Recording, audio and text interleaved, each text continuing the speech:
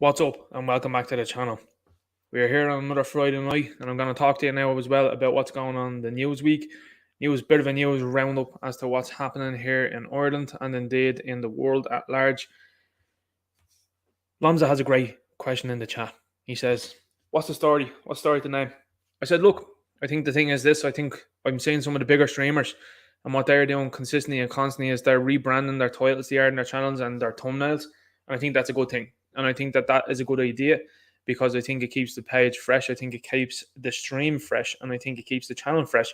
I think that's the best way to do these things because if you keep things fresh, then that means it's good for me, it's good for you, and ultimately as well too." On keeping an eye on what the bigger guys are doing because they know what they're doing. They've been doing it for a very long time, so they know exactly what they're up to. So, like as I said as well too at the top of the show as well, and with the little rebrand as well too, to be chatting about different things because I like obviously as well too, as you've seen with the last couple of videos that I've done, entering into the entertainment space as well too in the world of football. The likes of the football videos have been doing very well, which I'm very happy with as well too. And the Jordan videos have been doing very well, which I'm going to keep going on as well too, because again, it's been put out there by the media, and I think it is important that people talk about these things. And as I say to people all the time, when you're seeing an article that's been posted out online, it's not always necessarily been put on the news. And that's why I think people like us are out here talking about these things to give it more attention, because there are certainly things that are coming out in articles. When you see what the Irish Times wrote this week, guys, it's absolutely staggering. And most people, if you're still watching these mainstream stations, you're probably looking at it going, that wasn't covered at all on that. And I'm sure as well too, if you're talking to a lot of people that you know that watch these mainstream stations, they are not in with this knowledge at all. And this has been published now by the Irish Times. So we'll get into that now as we go along. If you've jumped in here as well too and you're a Manchester United fan, I know there's a lot of people in the chat as well too, like GR Liverpool, that is being here that isn't the Manchester United fan, clearly. It looks like United are going to be getting Casemiro, and I think that's incredible stuff. Now, listen, I think when you're looking through everything that's going on at the moment, it is a panic from the club. It's panic from the Glazers. They're looking to bring in players they are really quickly so that the fans won't ask them to sell up and continue to ask them to sell up. But I think I was watching the streamer there the other day, and he was talking about, I think the Glazers are at the club something like 17 years, and he's like, they basically just didn't have any interest in getting in touch with the fan base. And I mean, you can't do that, I don't think, as a top club. I mean, this is a channel that's approaching 3,000 subscribers now, which I'm very happy with. And I like to get into the chat, and I actually feel really bad sometimes when I come off on a Friday night live stream and I'm saying to myself, did I miss anybody's chat there or anything like that? Or did someone have something to say that they didn't get read out? Or, do you know what I mean? And that's only with a small channel like this. So I can only imagine what it's like then as a massive owner of a massive club, and they just had no interest in the fans, which I think is absolutely bizarre. But good stuff coming up this week as well too with the likes of Jim Ratcliffe. He's looking to buy it, which I think is very important. Casemiro looks like he's on the way in. He's a phenomenal player. He's probably the best defensive midfielder in the world, in my opinion. And obviously the Frankie de Jong thing, I think will probably get over the line. And now they're back in for Anthony. So I might do some videos on that. I don't know. Let me know in the chat as well too if you're enjoying those videos. Another thing that shows you as well too how much the independent industry is winning as well too is great to see Eric D. July earning 3.4 million on his Rippaverse comics. That is fantastic, and it's something I'll keep updating you about as well too, because I think hopefully what it'll do is it'll encourage other people out there to make up their own. I'm certainly in the process and stages as well too of writing out my comic. I have the outline, I should say, really, and I have that now in plan. I know exactly what I want to do, and I'm setting it in Ireland. That's 100% what's going to happen. But what I'm also going to do is I have a global idea for it as well too. So for the comic that I want to do, I have my main character for the first one set in Ireland, and then I could do offshoots then as well too across the world. And I think that that's something I'm very much so interested in. I came up with an idea there last week, and I was like, that sounds really cool. And I know it sounds cool to me, and I just hope that other people would probably be interested in it as well at some stage.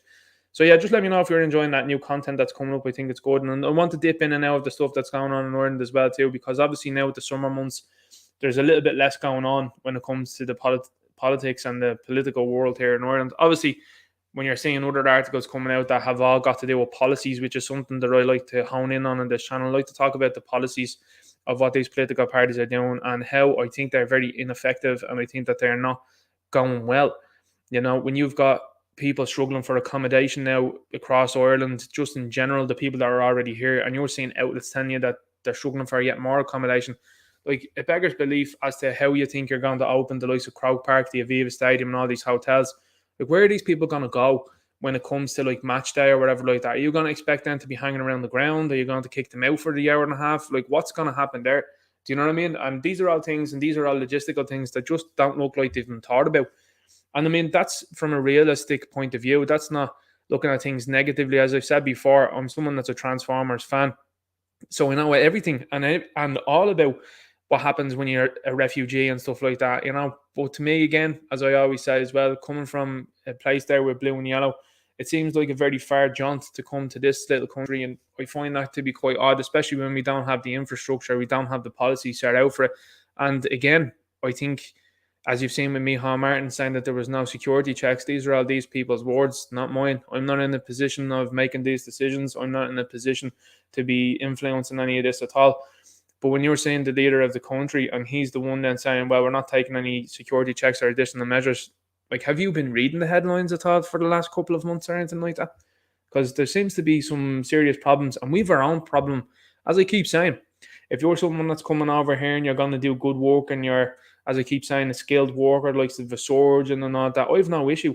But if you're coming over to cause trouble, we've enough trouble of our own in this country. We're out adding more trouble to the country. And that's all I'm saying. I think everybody else realises that. And especially as well too when they're seeing it in their own estates and around the country, that there's problems kicking off kind of everywhere. And then you're seeing the media in on it as well too. Like, it's very sad to see how the media distorts things. And it's very sad indeed to see how the media pits people against each other. I think it's wrong.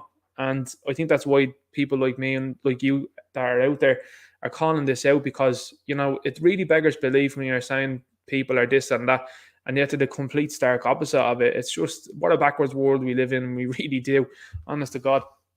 But as I keep saying, you keep the hope up there, you keep the momentum going. It's everything to be positive about as well too, because as I keep saying as well too, with the likes of the internet has been very important and integral with what's going on. And even just looking over from the last couple of months, like, it's really funny to see some of the turns and things. And I mean, even like that now, this Irish Times article, like, I mean, 6 months ago, these people had a totally different attitude. And now they're out there reporting things that were well known months in advance.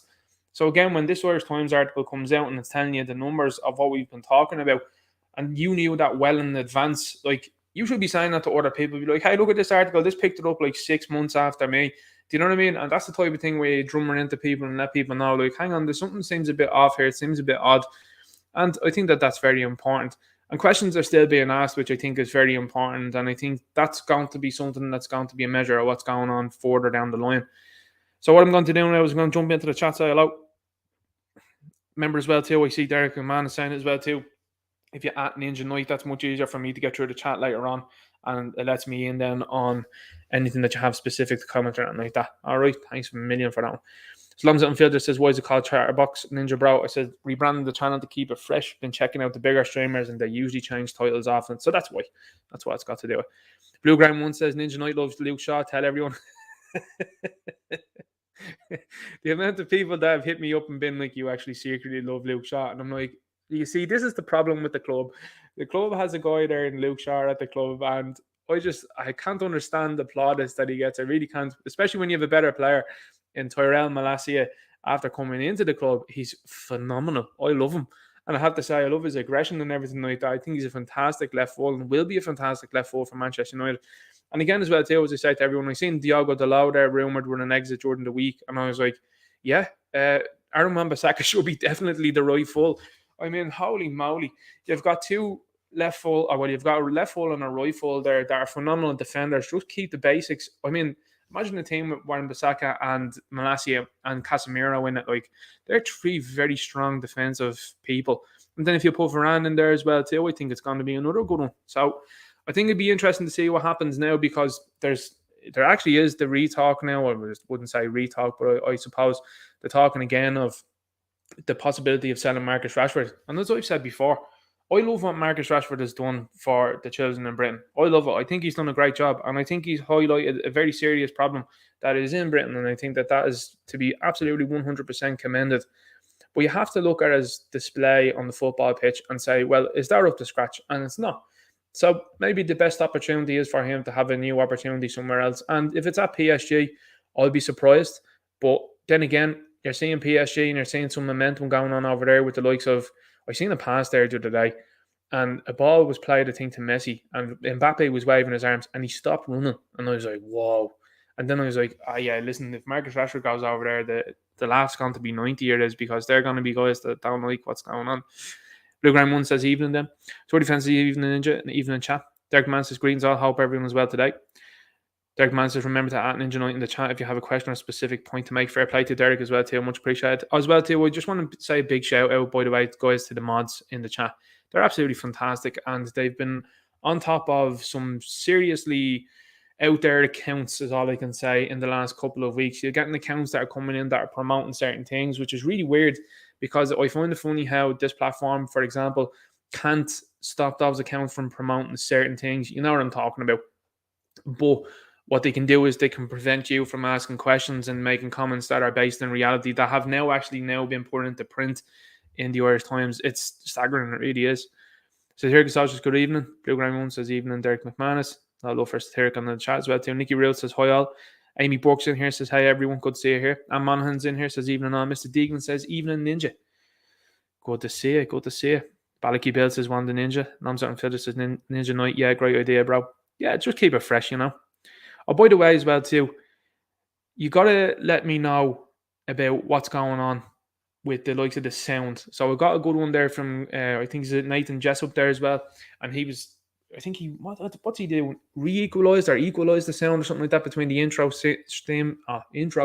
the stream, and he was able to then have the sound kind of sound exactly the same volume as I don't know how to do that. I'm very poor with these things. I'll be honest with you on that one. I'll be honest with you on that one. Ammon's in here says Ninja Knight Bargain Town and Finglas has been shut down. Well done to Phil Dwyer. Phil Dwyer is doing great stuff as well too, reporting over there. And fair play to the ladies that were involved in that one as well too. Also, I think that's absolutely crucial, and I think it's important, very much so. Let's keep going through the chat here. Eric Madden says, hi Ninja, haven't been here in a while. Hope you're keeping well. Oh, it's good. Oh, it's good. Miss Martin Muses, it sends a wave and a rose in. Good to see you here. It's been a while since I've seen you. You've probably been in here, but I haven't noticed. So many people in the chat nowadays. White Bulger says, the Glazers on Man United are part of the tribe. Lambs Unfair says, no, I'm waiting for a CT scan because X-ray was inconclusive. Hope you're all well. Anyway, Lambs, I hope all's good. I'll just keep going through the chat there now as well too and see, make sure everything's all good. Irish Red says Ninja Knight, they can put them they can put them on a certain island. Eric Mann says, to be honest, Ninja, I don't want any more immigration, even if they are doctors. Well, what you're starting to see now is you're starting to see the average normie starting to realise, and I have an article here from Jordan the Week there where there was people wondering, there was a queue, just to be putting it out there, there was a queue for a house or apartment, I think it was. I'll get into the article, I'll be able to put up there more clearly. But there was a queue there was for a rental opportunity, I think it was. And there was a bigger queue for this rental opportunity than there was for the Krispy Kreme in at the Central Bank. Now, that's when you know you're in dark times, when something that's as superfluous as Krispy Kreme really is getting less of a queue than a house. And listen, anyone that doesn't think that the rental market and the housing market is in serious trouble is absolutely doolally. And to be honest with you, it really surprises me then as well too. And I don't think it'll surprise me too much more longer when you have people out there that are vehemently on the opposite side of us, which I don't understand why, because this is all affecting their pocket too, unless they're not paying for where they are. And I mean, that probably explains an awful lot.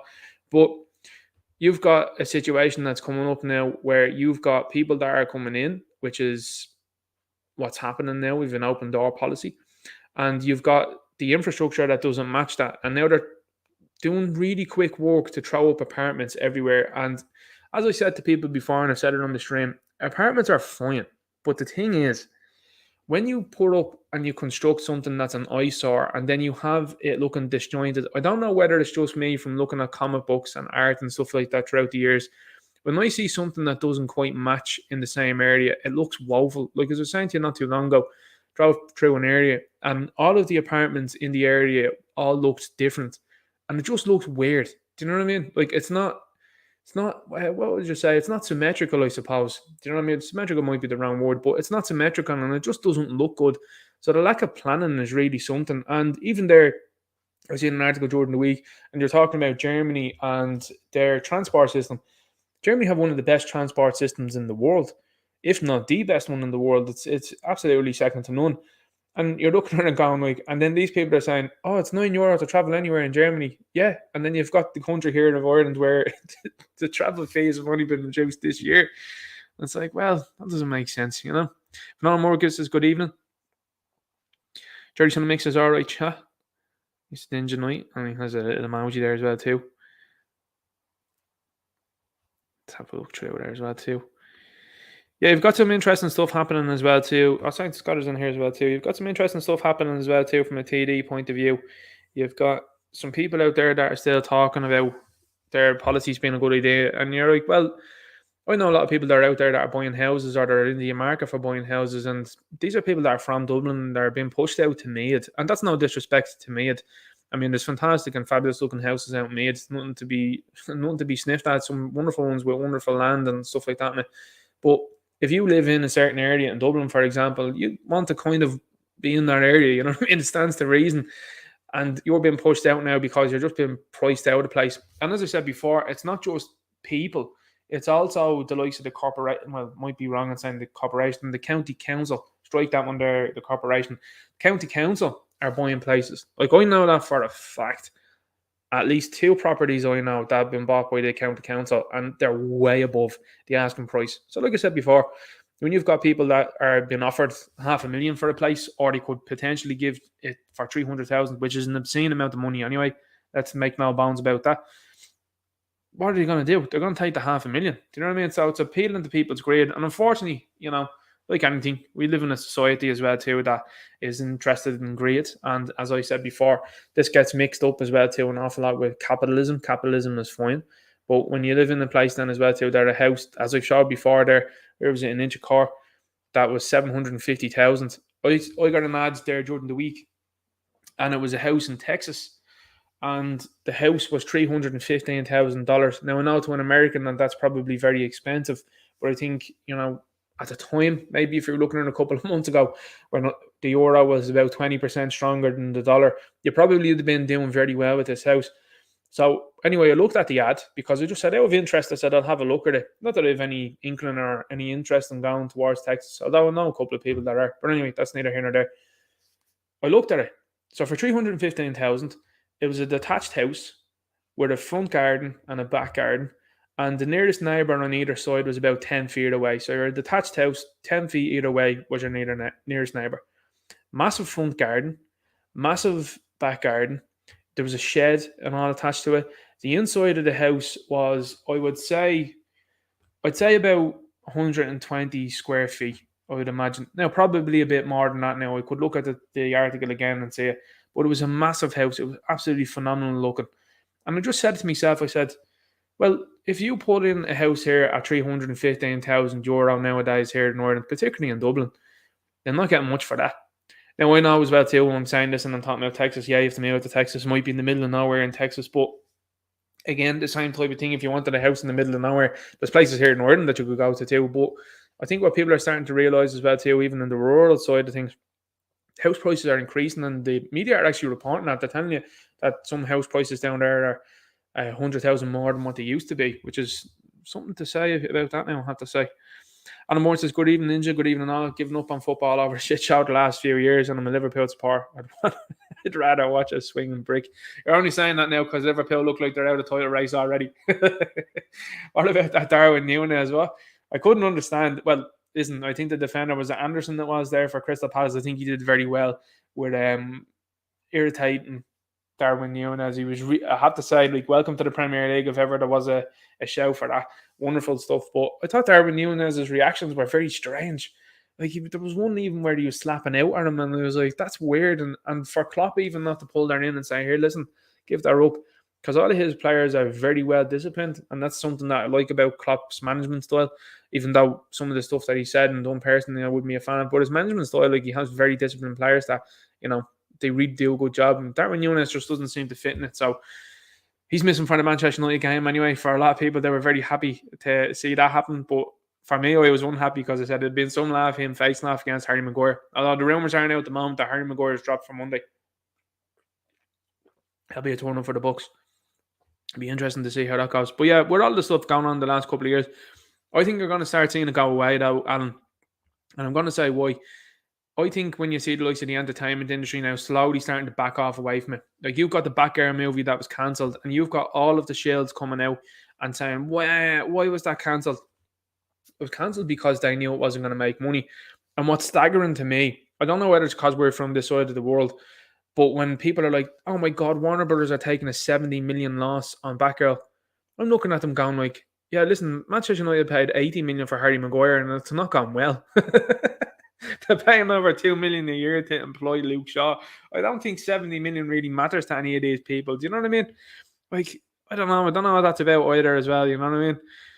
Leon Curtis says, good evening, Ninja. Hope all is well and you're all well. Good to see you here.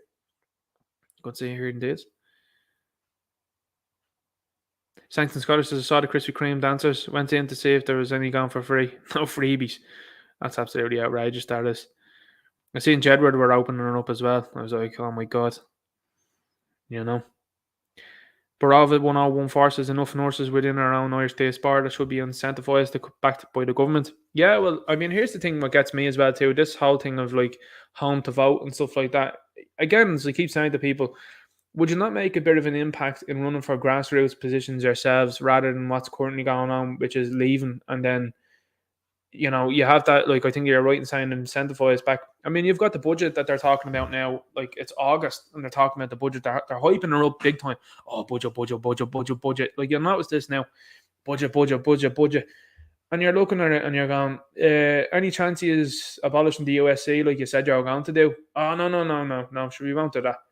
Well, that'd give people an awful lot more money back into their pocket. Like, do you know what I'm saying? Like, so stuff like that.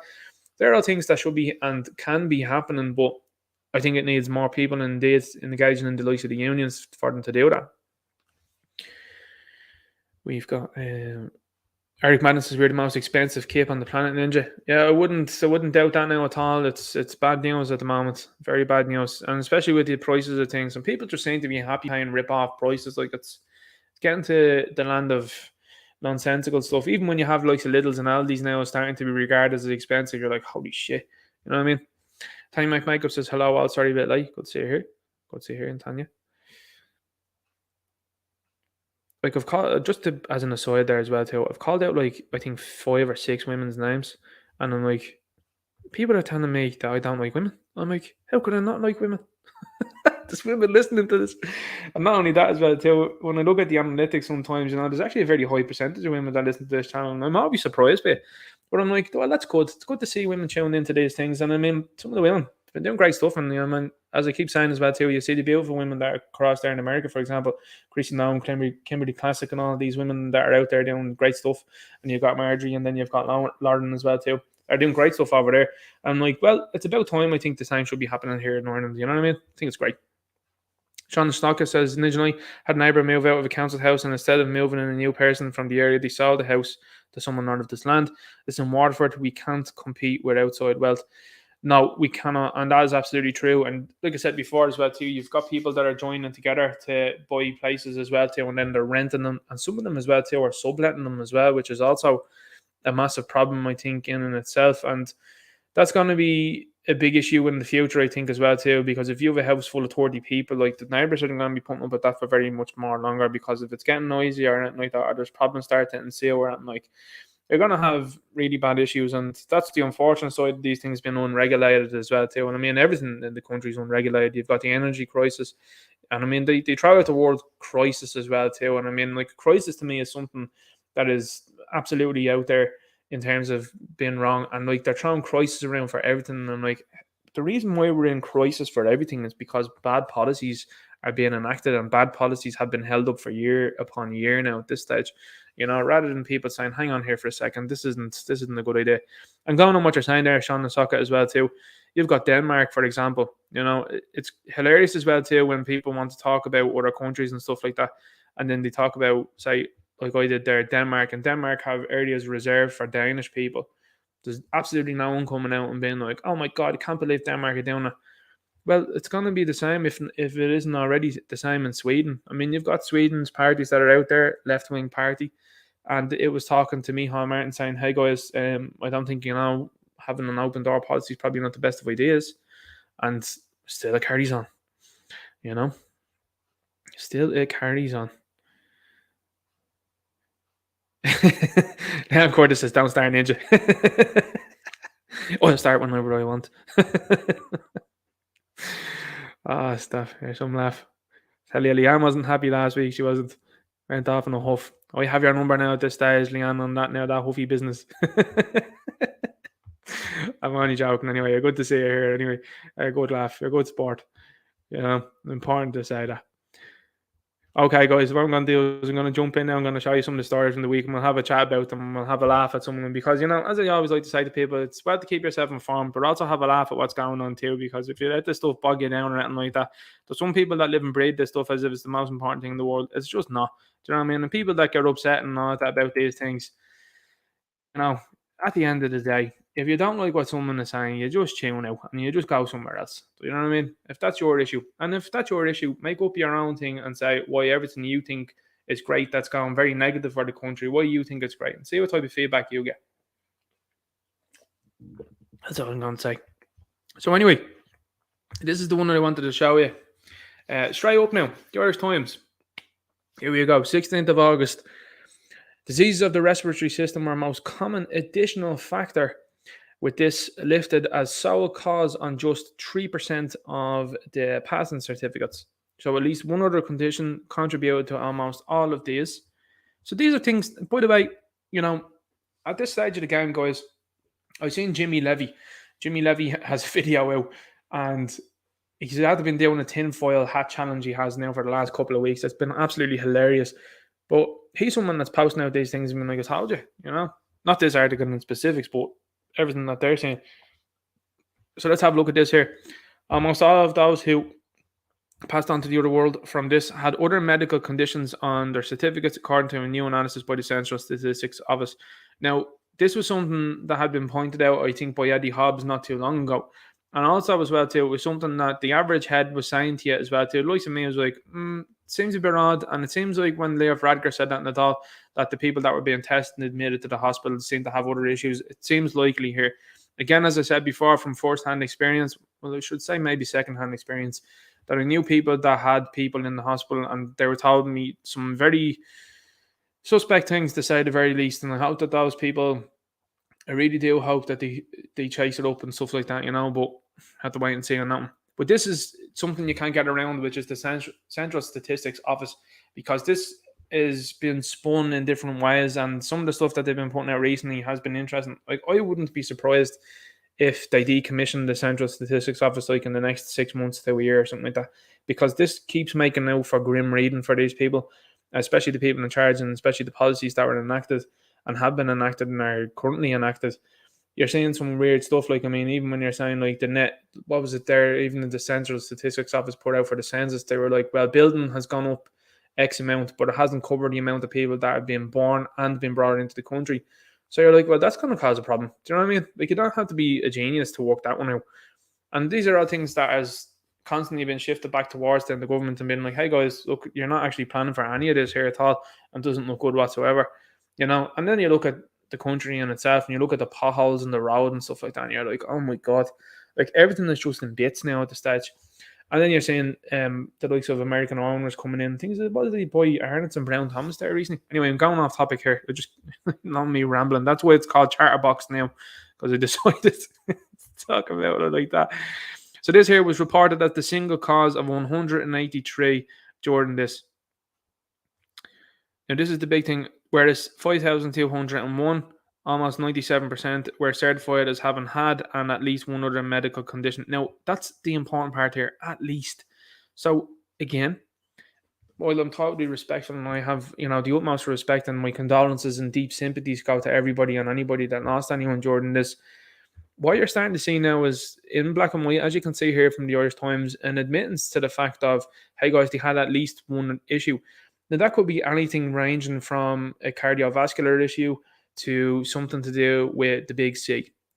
So these are all things that went undiagnosed and had very little treatment. There's even now, I'm talking to people that are finding it difficult to get treatment, and that says it all really as well too, because that's going to keep going on. You're seeing as well too now, even if you want to just take a step out of the realm of reality and say, well, you're seeing an awful lot of people just going suddenly and with heart issues now recently. What has that got to do with? And there doesn't seem to be any fervour around that. Instead, what we're seeing is copious amounts of articles that are coming out being like, hey guys, cold showers can really harm you. Hey guys, the clock's going forward, it could be a problem. Like, as I keep saying, you see the likes of ice baths being used by players in the past, and no issue there. Clocks go forward, no issue there. People travelling when the clocks go forward and back, never an issue. But all of a sudden now in the last 6 to 8 months, big issues. You know what I mean? Well, this is it. And I mean, if we lived in a world, and in particular in a country here, like, I would love, for example, this is something I like about the Americans, for example, which is they have the likes of meetings that have to be attended to by their president. They have meetings that have to be attended to by the speaker as well, or what is it? I think the spokesperson, whatever it might be, on a consistent basis. And reporters are there and they ask the questions and they're all on camera, right? I think that that is something that needs to be happening here in Ireland, because how can you let this slip by? Like, surely there should be some reporter. I mean, like this, guys, all reporters should be asking these questions. Hey, guys, listen, the place was shut down there for the guts of 2 years, and 183 were just due to this thing that you thought was super duper scary. And most of the people, 97% of them, like 90%, 97% is nothing to sniff at. 97% of people were an issue. And I mean, here's the thing. Something that I think gets missed as well by people. If you had the flu or a cold or anything like that, and your granny or granddad or your uncle or your auntie or your brother or sister or niece and nephew, whatever it might be, and they were getting treatment for something, you're not going to go near them. Do you know what I mean? Like, that's common sense. So then what they did was shut down the world they did for everyone. And here we go now in black and white. This is a massive story.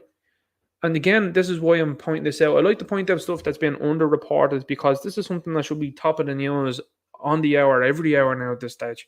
Like, this has to be it. 97% of people were certified as having had at least one other condition. So that's at least. Again, it's the gamesmanship as well too in the words here. At least. At least could mean they could have one here, as they say, but they could have 4 issues.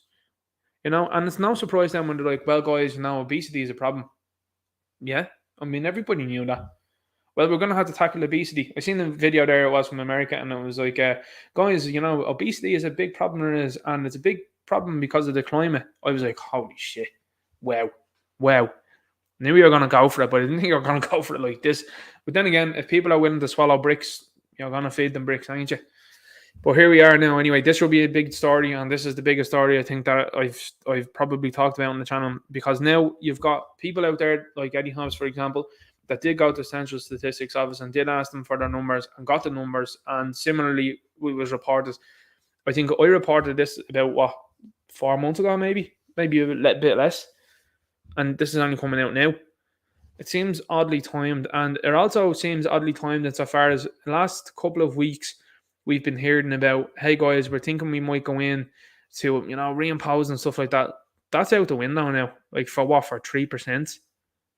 Do you know what I mean? In realistic terms, 3%. And then you look at the situation in hand, which is what I'll chat as well to Jordan tonight's stream as well to how things are marketed and how they're put out there. But there's nobody talking about self-deletion or anything like that. You know what I mean? And they're not talking about the rapid increase in that. I think it was over 200%, wasn't it? So no one talking about that at all. But this, to me, that's huge. That was absolutely huge. Can't be understated enough. And that should actually irritate everyone. It should not only irritate everyone in general, but it should irritate you as well to know this, because this has got stuff to do with them making you take stuff potentially, or maybe not take stuff potentially, that just didn't seem to have any other effect. You know what I mean? So, like, when you're seeing these accounts and stuff like that that are out there that are very interested in people putting out opinions, say, for example, on the internet, and reading out news stories and opinionating about them and talking about them, it's a bit of a pity that these people now focus their energy into the likes of this, when people's livelihoods, people's lives and stuff like that were taken away for 2 years. Like, this whole ideology and this whole mantra of being on a different side here, like, your life stopped as well as mine. Do you know what I mean? And then you've got the cheek then to come out and then turn around and go, well, guys, it was totally worth it. No, it wasn't. I missed 2 years of my life. A lot of other people out there missed 2 years of their life. Now, I'm being dramatic when I say that, because the closest people in my circle were always together they were, and I think that that's very important. And something that I'll always remember, and it's, I think, again, helped to bring people closer and realize what's really important, you know. But like, does that not bother you? Should that not bother you now that you know this at this stage? You still have these people out there though that'll say, that'll reason with this and say, well, it was totally worth it. Would have been more. You're beyond talking to now at this stage. And this is one of the things here. I think this is a good one here from Laura Matthew. The issue for me isn't about this anymore. Our main concern is how easily people can get programmed into treating their friends and family and others so inhumanely because the government, mainstream media, and celebrities told them to. Yeah, a lot of boys are more starting now, and a lot of people are changing up their tunes, and I think that that's very important to see that. You know, I can see a lot of people as well too slinking back into, you know, friendship territories and all of that sort of stuff, and I'm like, well, you know, I'm happy that you're making the effort, but I won't forget. Okay, here's the next one. I want to show you this article because I have a follow-up article for this one as well too. The number of lonely single men is on the rise. Recent Psychology Today's article ascribes the increase to rise in relationship standards. Cause and effect, guys. I keep talking about it. So again, like I keep saying, because we'll see another fantastic one down here below, because I'll just link it now. I'll just show you, right? The rise of empowered single women. Look at this. Like, there's one attitude, right? And there's the other attitude. There's the attitude towards men. And there's the attitude towards women. Yeah, it's great, girls. It is. That's fantastic stuff. And that's it. Like, listen, basic biology is going to teach you this. A man can have a child at any stage in his life if he's able to, right? Women have a very finite amount of time. And this whole nonsense here of, yeah, it's great that men are single and you know, don't mind them.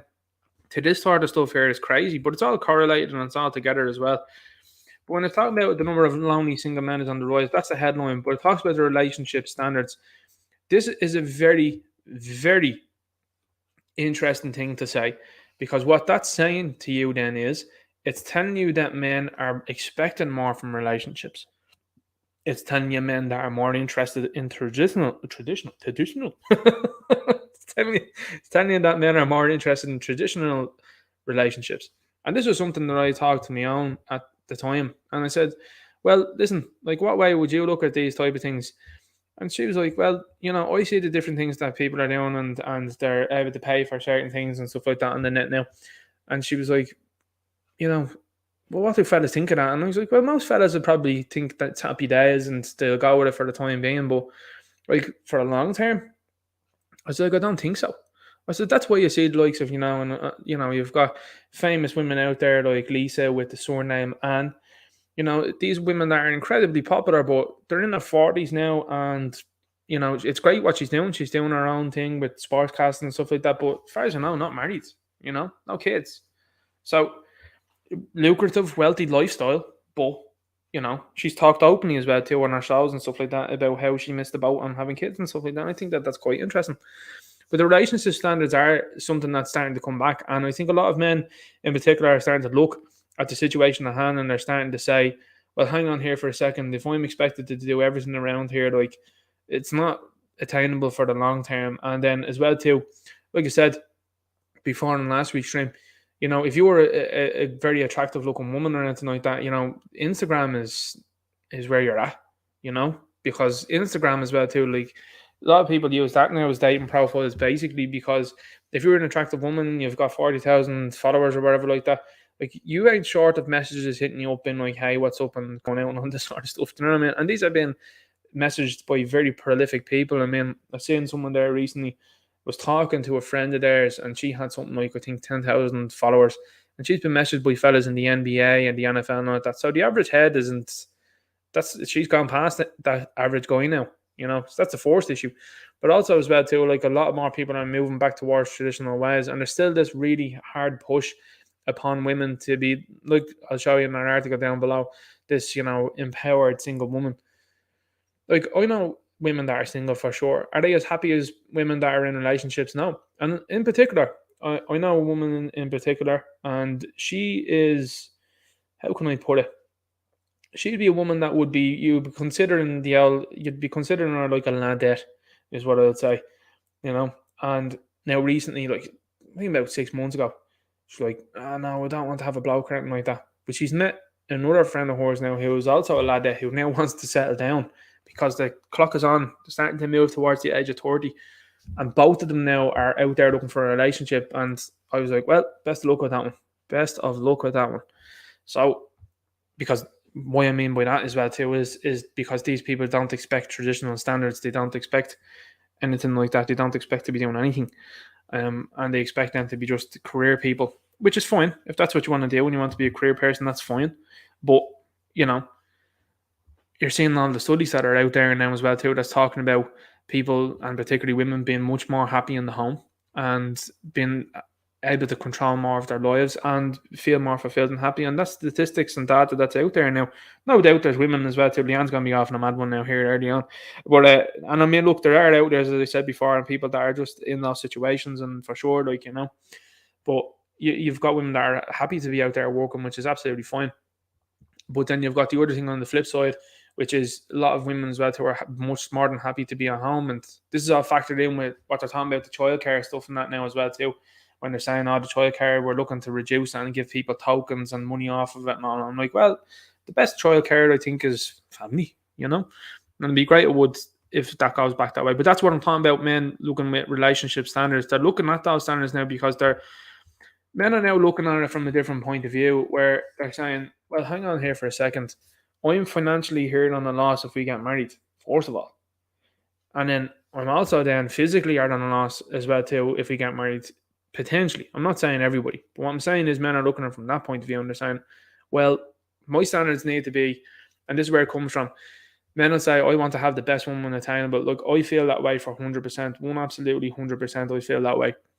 Men want to be feeling that now. They don't want to be just settling. And let me tell you this, I know a number of guys that are settling for sure. And they shouldn't be, because it's convenient and because they don't think that they're going to meet anyone better. I am telling you now, if you're in one of those type of relationships and you're not married or anything like that now, there's always time. I'm telling you. And I mean, I speak that way as well too to ladies too. I mean, if there's a relationship that's just not going right, you need to go, because your time is finite and you might as well be happy. Do you know what I mean? But this is the thing. Those standards now are starting to go back up, and they're not this convenience. They're not, well, I like this person, or this person bought me this or bought me that. They're looking at it and they're saying long-term stuff. So I think that's interesting to see. But it's interesting to see how that's reported, isn't it? Versus the woman's one there here where it says rise of empowered single women. A lot of these women as well too, what women want from the single lonely men. it's like this. Now listen, here's the thing, and I'm going to talk to you about this as well too. There's a number of bachelors out there. Like, I know a couple of bachelors, and these guys are happy as dirty. I know one fella in particular, and this guy absolutely lived a life. This fella would have been like a James Bond character. You know what I mean? Like, you talk to this fella, and you'd be like, "Where are you?" And I was over in Kuala Lumpur there during the summer. And you'd be like, "What?" And he's just like, "Yeah, I can just pick up and go whenever I want." And I'm like, "Yeah, that's mad. That's actually crazy." But he was having a good time. You know, he was enjoying himself. And you know, that life is for some people. It's not for everyone, but it's for some people. And he was enjoying himself. You know what I mean? There's a number of dudes that are out there that are long time married that are like, yeah, I think that lifestyle sounds great. But anyway, we'll keep going. So we move on to this one, and as I showed you there as well, the rise of empowered single women. What women want from single lonely men. Very interesting, but it's a weird attitude to have. And like, I mean, you've got this kind of, I don't know, what's this here, the Wakanda Forever type thing, or was it their X gene or something like that? You know, who knows at this stage? But you've got these ladies here as well too, the rise of empowered single women. Well, the thing is, and this is why I'm talking about relationship standards as well too, and that's why they're talking about it up here, is because this type of attitude and weird attitude to have, in my opinion, is what's preventing these people then from getting involved, as they say there, with single lonely men. The single lonely men are looking at it and they're going, you're seeming to think a bit highly of yourself now. What's that? You like Love Island, do you? What do you think of the ladies involved in that? You think they're great? They're role models, are they? Next. You know what I mean? That's a conversation that's happening now, for sure.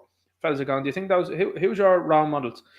And if a woman comes out and they're like, well, you know, my role models are people that have engaged in history and have done historical things, and they've done it for the best thing, you know, Rosa Parks and stuff like that. And you're looking at it and you're like, yeah, okay, sure. But then you talk to others and it's like, who's your role model? Well, it's Ekin Sue and Gemma Collins off the telly. And you're like, yeah, that's a hard pass on that one. That's a hard pass there. So Do you know what I mean? There's a very big difference between someone saying I'm influenced and I enjoy and I read about Rosa Parks to then Ekin Sue. It's a big difference. I'm like, no, hang on here for a second. Rosa Parks only had one of the biggest movements ever in the world. And then you got this other chick that's over there in the telly that's playing the Ladette game. Like, it's very big and different things. Anyway, different standards. But you're saying what women want from the single only men.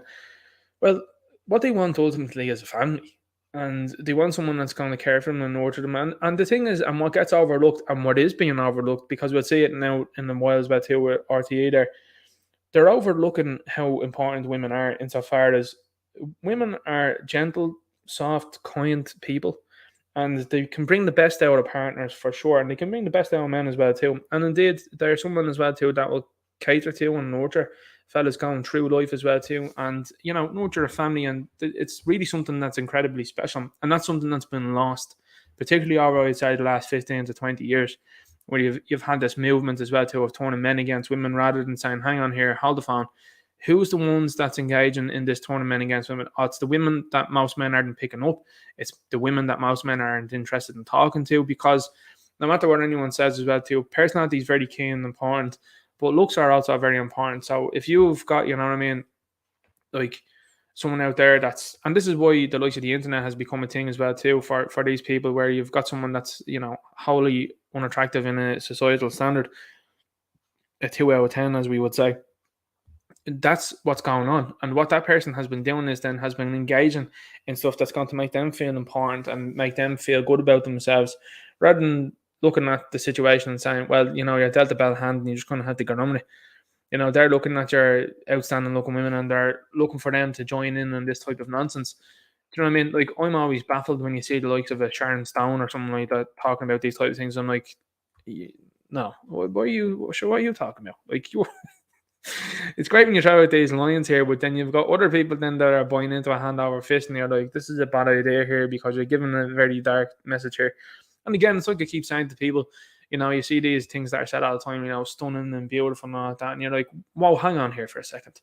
You're like, if you think about a stunning, beautiful woman there, you're thinking of a Jessica Alba, you're thinking of, like, I don't know, Beyonce or Rihanna or whatever like that, Sharon Stone. These are probably on the older side of things anyway, but a Megan Fox or whatever like that. That's what you're thinking about at this moment. You're thinking about those type of women. You're not thinking about, some of these people that are working around, But this is very interesting, and as I said as well too, a very easy way of seeing the difference between how that's portrayed as men and how that's portrayed then as women. Really interesting to see that. Almost 48,000 Ukrainian refugees now in Ireland. CSO figures show there were almost 3,300 new arrivals over the past 2 weeks. This is what McDonald's has opened in Ukraine. So I don't know what the story is here. And you're seeing all these tents and stuff like that going like that. It's quite odd to me as well too. The people that are shouting loudest about this, about how they support this, are also the same people that won't take any of these people into their home. I really find that interesting. And that's what I'd say to people. If you're someone that's out there and you're saying, oh my God, you don't want these people coming into the country. Listen, I understand war and I understand people being a refugee. I get that. Listen, my whole thing has been looking up and growing up, looking at Transformers and supporting the Autobots that are refugees to planet Earth. They are from Cybertron because they need to get out of Dodge. But ultimately what happens is the Autobots go back home because they see things calm down and they're able to go back. And if you were telling me that McDonald's can reopen in Ukraine and these people can't go back, that's a conflicting thought and ideology that you have 100%. If you've got a fast food super chain that's able to reopen, well, that seems to me like things have calmed down seriously. Do you know what I'm saying? Like, it's absolutely absurd. It's absolutely absurd. And this is what we're seeing here now as well too, because you're seeing accommodations, you're seeing hotels, and this is one thing about policies. This is nothing against people that are looking to flee genuine war and like that. This is not anything against people that are looking to flee genuinely. But what it is me pointing out what you have at this moment in time is an overabundance of people in general, and you've got them then struggling for renting property, struggling for buying property, and now you can't even get a hotel in the place. I was talking to a couple of people over the last couple of weeks, and they were talking to me about hotels that they booked in Dublin and hotels that they booked in and around the different parts of the country. The money that's been looked for a hotel now, for a room, just for a night, no breakfast, is obscene. It's obscene. And I know a lot of people, for example, that like to go on what was affectionately known for the last 2 years as a staycation. They're now priced out of that because of all of this. So again, that's what I'm saying to you. That's what these policies have done. And this is because it isn't sustainable, and it's also not been thought out well. And it kind of seems to me like the kind of way Ireland is running out at the moment, as I keep saying as well, is it's like a mate of yours that's had way too many points but doesn't know when to stop. And everybody knows that lad. Everybody knows him. He's had 5 gargles. He's 5 gargles in, and then he starts taking the shorts. And you're like, listen, the last time you're on the shorts, you're a bit rowdy and things got out of hand. I'm grand. Hoosh is more points into himself and shorts than that. And by the stage of 12 o'clock in the evening, he started having 30 points. Now I'm going my overboard, 30 points. That's outrageous. But has a high amount of points and a high amount of shorts in, and then thinks it's a good idea then to do certain things. You know, like, listen, that's not a good idea. You know what I mean? Like, it's just not a good idea whatsoever. And that's what we have now currently running the show. Like, when you have the issue of like, hey, we're going to put tents up in places, like at that point in time, you should say, okay, that's enough. And I mean, that's what I'm talking about, policies in our government as well too, not being strong enough to say, okay, guys, that's enough now. We can't take any more. Thanks. We've done our bit. We've done our bit now, and we appreciate it. And look, we can see that McDonald's is reopening over there. We can see that the Klitschko's keep posting things up all of the time. There's people ambling through the streets. These fellas are selling fear down into likes of Facebook. There's people ambling down the streets past them. I've seen the video there yesterday of Liev Schreiber. I mean, Liev Schreiber, guys, if you just look at him and look at him, into him, it's baffling. I've no doubt in my mind, I've seen the Ray Donovan movie. I would actually 100, now they say Donovan, we say Donovan. I would recommend not watching it. It is a woeful movie. I haven't even gotten around to reviewing it yet. It's that bad. I'm just trying to get myself out. At this stage of the game, I'm like, that movie didn't happen. But some of the things that happen in that movie is very strange. And it all factors in. And then you see Liev Schreiber. I would say as well too, maybe have a look at his son. His brother, by the way, Pablo Schreiber, he is an actor also. Now his brother's his half-brother, and he's playing Master Chief in the Halo series. And that took a few strange decisions as well too. It took a few strange turns, which I think is quite odd. But this again, as I'm going off topic here. 48,000 people. They're talking about opening the Aviva. They're talking about opening Croke Park. And now they're talking about opening hotels and accommodations where students would normally be. Like, what's the story? What is the story? And these are just banned policies. And all of these people as well too that have openly said, even within the government, like Helen McEntee, we'd invite people in, then didn't. And then it's talking about this right for housing bill and stuff like that. Like, this is stuff that's all coming down the line as well too. And you'll have people that are out there that are completely not tuned into this at all and think that someone's been an istophobe or anything like that. Absolutely not. This is reality, and reality is going to start in. If you think prices for houses are high now, wait until you see what they're going to be. And that's what these people bank on, by the way, by calling people names. You hope that you're not going to say anything or keep pointing this stuff out. But that's not going to happen. You're going to keep pointing out because what you're pointing out is the truth. And the media are also pointing this out. So why are you going to call them istophobes? Like, you're a moron. So 48,000 on the way in have already arrived. And no cap, and they're not going to stop any more coming. Like, 48,000. What's that? Is that half the Aviva? It's probably more than half the Aviva. What's the Aviva hold? 60,000? That's a savage amount of people, isn't it? This is one I'm talking about you there as well, too. You know, talks says Dublin rental market carnage, says man whose photo went viral. Connor was waiting to see a house when he was met by a massive queue of people. So there's at least 100 people here that are viewing this place here. So this is a house here, and this is only renting. Now, I've talked to a couple of different people that are in the renting game, and they were saying to me as well that in the renting game, you have to send messages to the prospective landowner and you have to sell yourself. And I said to myself, what a sad state of affairs we're in when people have to send in messages to a landlord and tell them, hey guys, I'm good enough to be able to take a house here or be able to take a property. That's absolutely insane. But this is only going to get worse. And I mean, like I was saying, that's all factored into what's going on up here as well, where you've got 48,000 people inward and then all of the rest. Because that's the only people that are declaring that they're from that country. You know what I mean? That's not even taking into account that people are coming from elsewhere. And that's the problem as well too, is you've got to look at this situation and say to yourself, well, you've got a network thing that you've seen through the CSO. They've also now told you now that there is issues, and this is going to continue on its way. It's going to keep moving this way too. And like I said, Years ago, you would have been seeing the likes of a Krispy Kreme, and you'd have been seeing queues out the door for it in the good times. You wouldn't be seeing that now, and you aren't seeing that now. I mean, think about it. Dublin's central bank, a central hub for everything in Ireland, and still there was a bigger queue for this than there was for, what was it, allegedly free donuts or donuts that you could make yourselves. Like, you're in dark times, and that's happening, guys. Seriously. But that's a photo that got around there during the week, and you know, people are starting to see the policies that haven't been working and that won't work. I mean, putting square pegs into round holes, just not going to work. And they're going to keep pressing with it. And you're going to start seeing it. And I'm seeing it now talking to average people. And I'm talking about people that would have been fairly on the fence, and some of them on the other side of the fence for the last couple of years, that are all saying the same thing, which is, my son and daughter are looking, or son or daughter, or what it might ever be, my son or daughter are looking for a property and they can't get one. And you're saying to them, yeah, no, because the property prices are absolutely outrageous. And they've been priced out of it, both from around the area and also then from other venues. So it's going to be no shock, and it's going to be a massive shock to the system for people that are out there when they're seeing these situations occur, and it's going to be consistent. This is just the beginning, because when you have people that are being pushed in, as we'll see now later on as well, into hotels and stuff like that, this is going to only get worse. He's waiting to see a house there when met by a massive queue of people. Now, what's crazy to me as well too is, surely at this stage, by the time you've gotten to this person, if you're the rest of the people, you probably got, right, that's going to be done and dusted there, and I'm probably not going to get that. I mean, the thoughts go out there to do to people that are in this situation. But again, as I'm saying to you, people from the other side of the scenario at the moment that are vehemently pushing this on are the same people that are not engaging in this, and they're also then not taking anyone in. You know what I mean? Video showing match GA brawl involving all Ireland senior champions goes viral.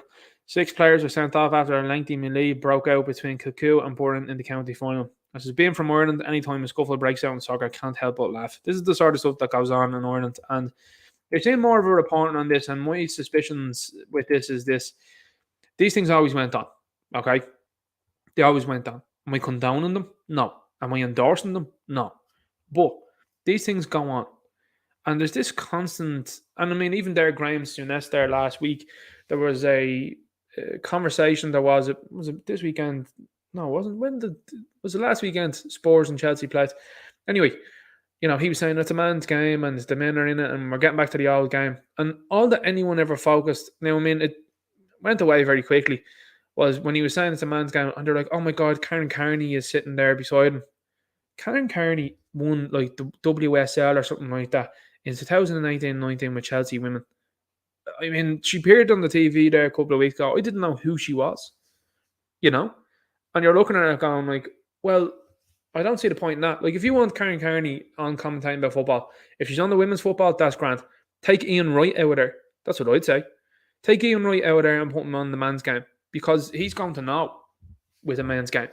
When he's talking about the women's game, like, he's scoring a few virtue signaling points and all like that. And Alex Scott knows what she's talking about with the women's football. Karen Carney would know what she's talking about with the women's football. Like, why are you doing that then? And then you're trying to jump on him and say, oh, Graham Souness is negative for saying it. But it is a men's game. It's like talking about women's game, you know? It's absolutely outrageous. And this is where you're going towards as well too with the GAA. The GAA now is starting to get more of this sort of eye on it for these scuffles that are breaking out. And I mean, the thing is, why they're reporting on these scuffles consistently and constantly, by the way, is so that when a scuffle breaks out eventually with players that, you know yourself there, then the media's going to hop on that 100%. But this is stuff that's always gone on in GAA. And I mean, I know we've done videos about it on it as well too with the likes of Dublin v Mayo and stuff, you know, and these are things that always go on. Obviously, you know, I'm someone that's interested in fairness. I don't like someone attacking someone from behind. But like, and I mean that now seriously, in all seriousness. But you see these things occur all the time, and it's going to keep being reported. And the reason why it's been reported is so that these people then have it then up the slave at some stage to say, no, this is it. Now we have to stop this altogether. This always went on. Again, not condoning, not endorsing, but it's always went on. Ryan Giggs argued the girlfriend of attractive TV sports presenter. Again, this is a trial, as I said last week, that should have been live streamed. Now, again, as I would say all the time, do we know the ins and outs of what went on in this relationship? I don't. I absolutely do not know what went on in this relationship. But all I can see is like the likes of Sir Alex Ferguson coming in as defence for Ryan Giggs. And I've seen some of the stuff that's been said. No matter what happens in this here, Ryan Giggs doesn't look like to be the victor because of the way the media has painted it. Whereas that's why what Johnny did was a very interesting thing to do, which was to live stream it, because the public support changed when people seen what was going on and they heard it from their own lips. Again, the likes of black and white there as well too. If it's in written text, people don't know the tone, they don't know the reasoning, they don't know what's going on, they don't know the emotion that's going on. Whereas people looked at the trial and they said to themselves, well, formulate an opinion, and most people said, yeah, I think we agree with him. And that's not to condone or support anything that Ryan Giggs allegedly did, but this is another sort of clown world type of article here. Ryan Giggs argued with a girlfriend over attractive TV sports presenter.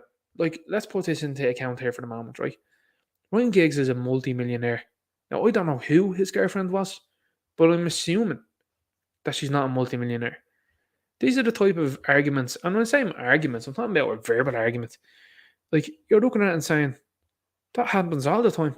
Like, you know yourself. Like, women will say, oh my God, I love Brad Pitt. Oh my God, I love Jamie Dornan. Oh my God, I love this fellow. Oh my God, I love Jason Momoa. Oh my God, I love The Rock. And you were like, yeah, because you were just like, oh yeah, that's passive, yeah. The chances of you meeting them is very slim. But you see like a Charlize Theron or something like that on the screen, you go, yeah, she's grand. They get the huff. They get the huff straight away. And you're looking at it going like, hang on here, that's double standards. But that happens all the time. You know what I mean? You see an attractive woman on the TV and the women get very upset then when you say, yeah, it's an attractive looking woman. Again, like I said as well too, when you see Alex Scott and like they're on talking about the football, like Alex Scott knows what she's talking about, but also, you know what I mean?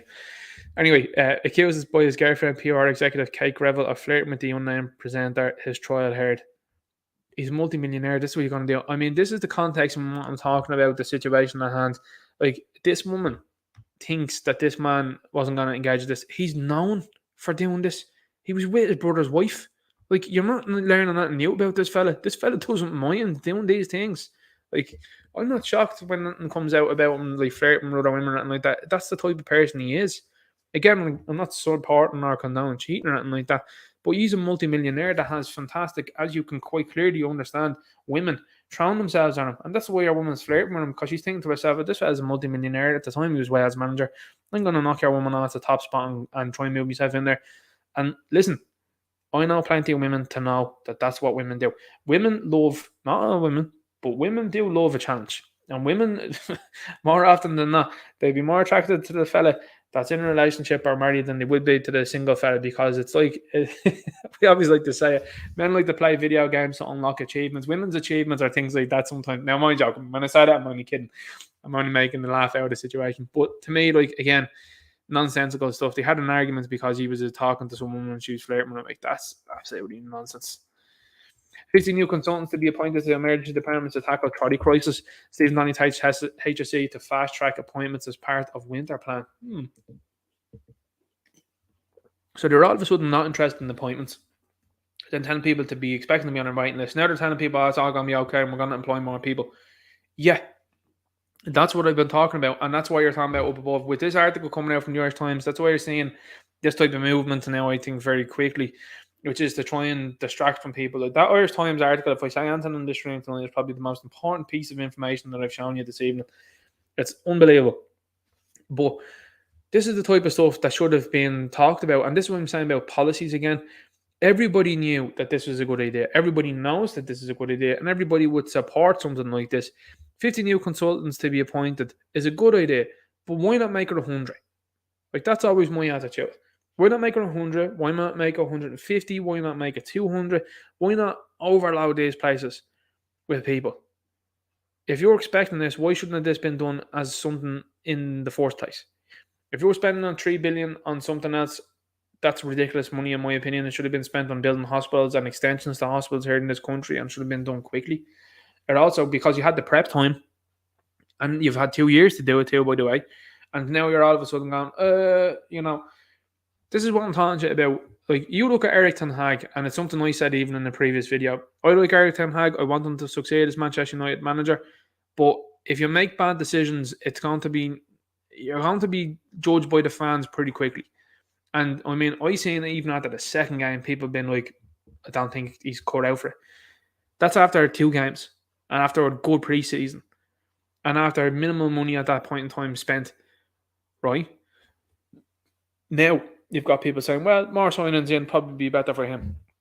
Yeah, that's great.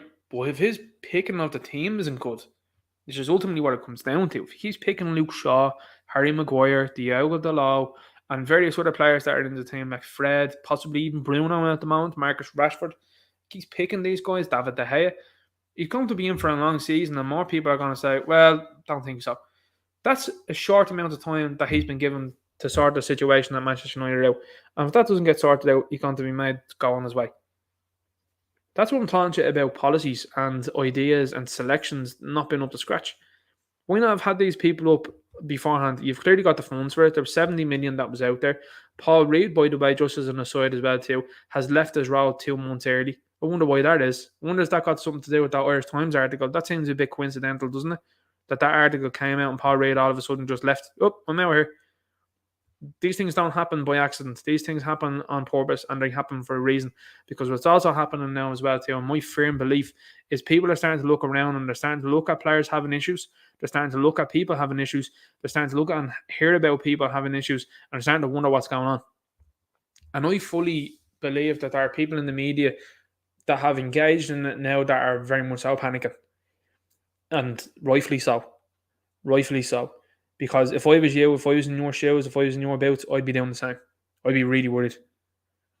And I mean that in all sincerity. I really do mean that. As I said before, I live in a very nice world insofar as the people closest to me, I don't worry about them. But I can see that and I can hear it and I know that people do. You know what I mean? So, interesting to say the least. Anyway, you've got the money well spent on this one here, but employing more people should be what's going on here. Again, 70 million that's unaccounted for now at the moment just seems to have gone missing. Meanwhile, they're telling you budget. They're not talking to you about the likes of the inflation and that and what they're doing to set to prevent that. They're not talking about the energy bills or anything like that. They want to know about that. They're not even talking. And here's the thing, right? Here's the thing.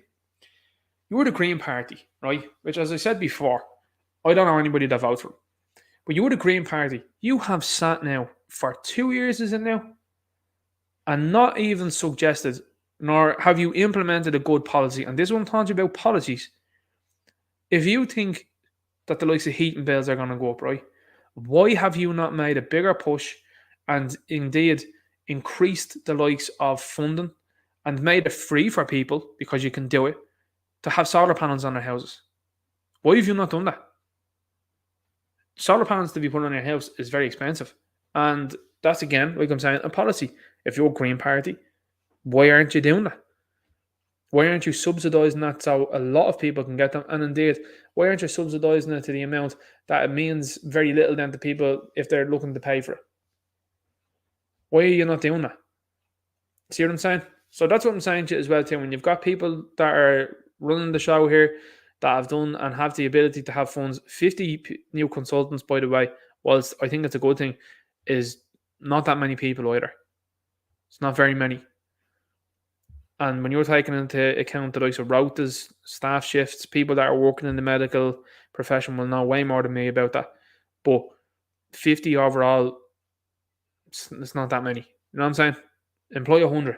Then I'd be interested. Employ 200. Employ 1,000. And I'd be more interested. And I'd say, well, that's good. That's a good policy. That's a good change. But it's not. It's all kind of... It's like looking at Ole Gunnar Solskjaer as a manager at Manchester United. You know what I mean? Short-term fixes. All work out. We get Edinson Cavani in. Sure, that wasn't going to work for the long term. You know what I mean? All these type of things. And you start to see it and say, well, lack of planning and lack of an idea of where we're going is not good whatsoever. Ice cream shop will give you a discount if you order Oskelga. Lewan is located in Stephen's Green Shopping Centre. So there you go, guys. I'll direct you towards there. Instead of going to like a Krispy Kreme, go towards this place.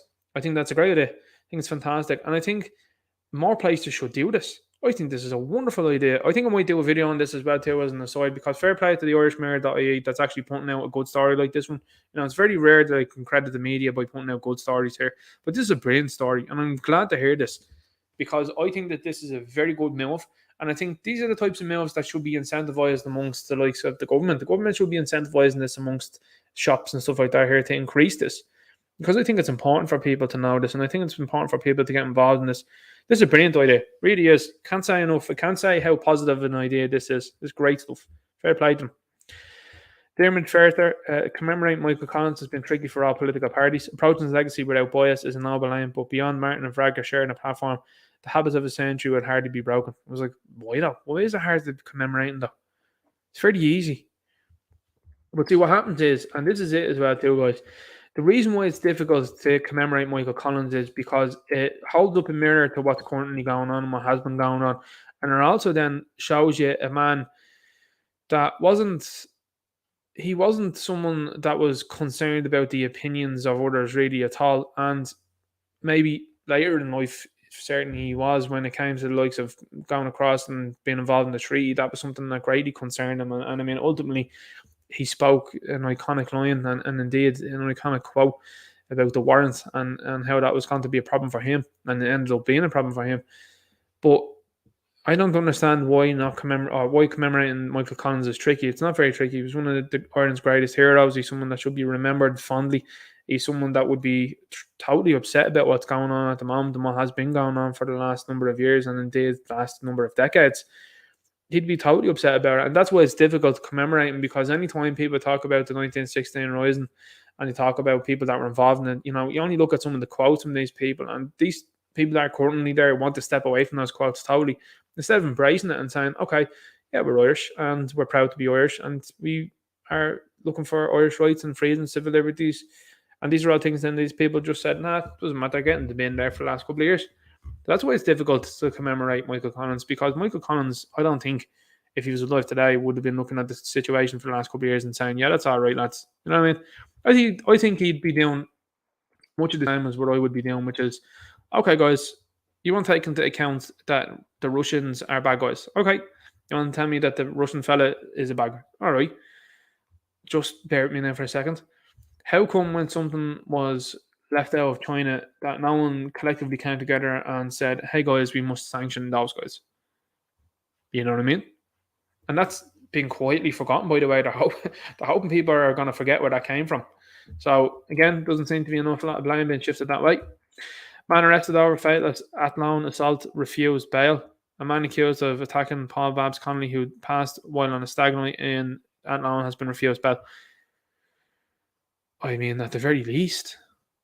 But this is why the likes of, and as I said to it before, like as well too, this isn't just a one-way traffic thing. Like the judicial system needs total and utter reform, because you're seeing this incident happening, and I don't know the ins and outs of it, so I'm not going to, make some sort of judgment on it or whatever. But if there was negativity that was involved in this here, allegedly, speculatively, then the judicial system should be reflective of that. But to just say, no, he's been refused bail as if it was like a thaw, I don't know. That seems very weird. Anyway, it's a very disturbing story to say the very least. Homeowners want to be aware of aggressive seagulls after sword and call-outs. This is something it's getting more and more attention now, which is very interesting. And I've had a number of people contact me and say to me, hey Ninja, there's seagull problems out in my area. And I'm like, really? And they tell me, and they're living nowhere near the seaside, let me tell you that. And these things, as they're saying, are huge. They're like, these are mutants, these seagulls. And I said to them, well, all you can do is call whoever's responsible, is it the DSPCA, and say to them, hey guys, this is out of hand. But apparently they're a protected species or something like that, are they? The public is being warned to treat seagulls and other pest boards with caution this month after pest control has reported an increase in call-outs to deal with this. But what are they doing with them? How, maybe someone in the chat will know, and I can put it out there, but how do you potentially get rid of seagulls? How do you move them on? How do you not have them around or anything like that? How do you do that? Do you know what I'm saying? This is crazy. Absolutely crazy stuff. Let's keep going here. We'll jump into that now. What I'll do is at the moment is I'll jump into the chat so that I don't have to have an awful lot of stuff to go through. So I'll say hello to people now for the moment. See what's going on. Where was I last? Let's get chats out to jump on me as well too with this. So remember guys, make sure you're at Ninja Night. Makes very easy amount of time for me to go through. Let's see.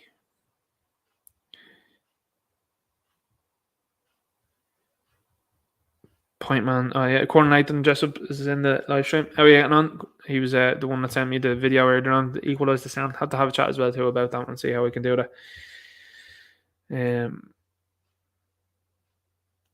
Let's go through and see if there's something here.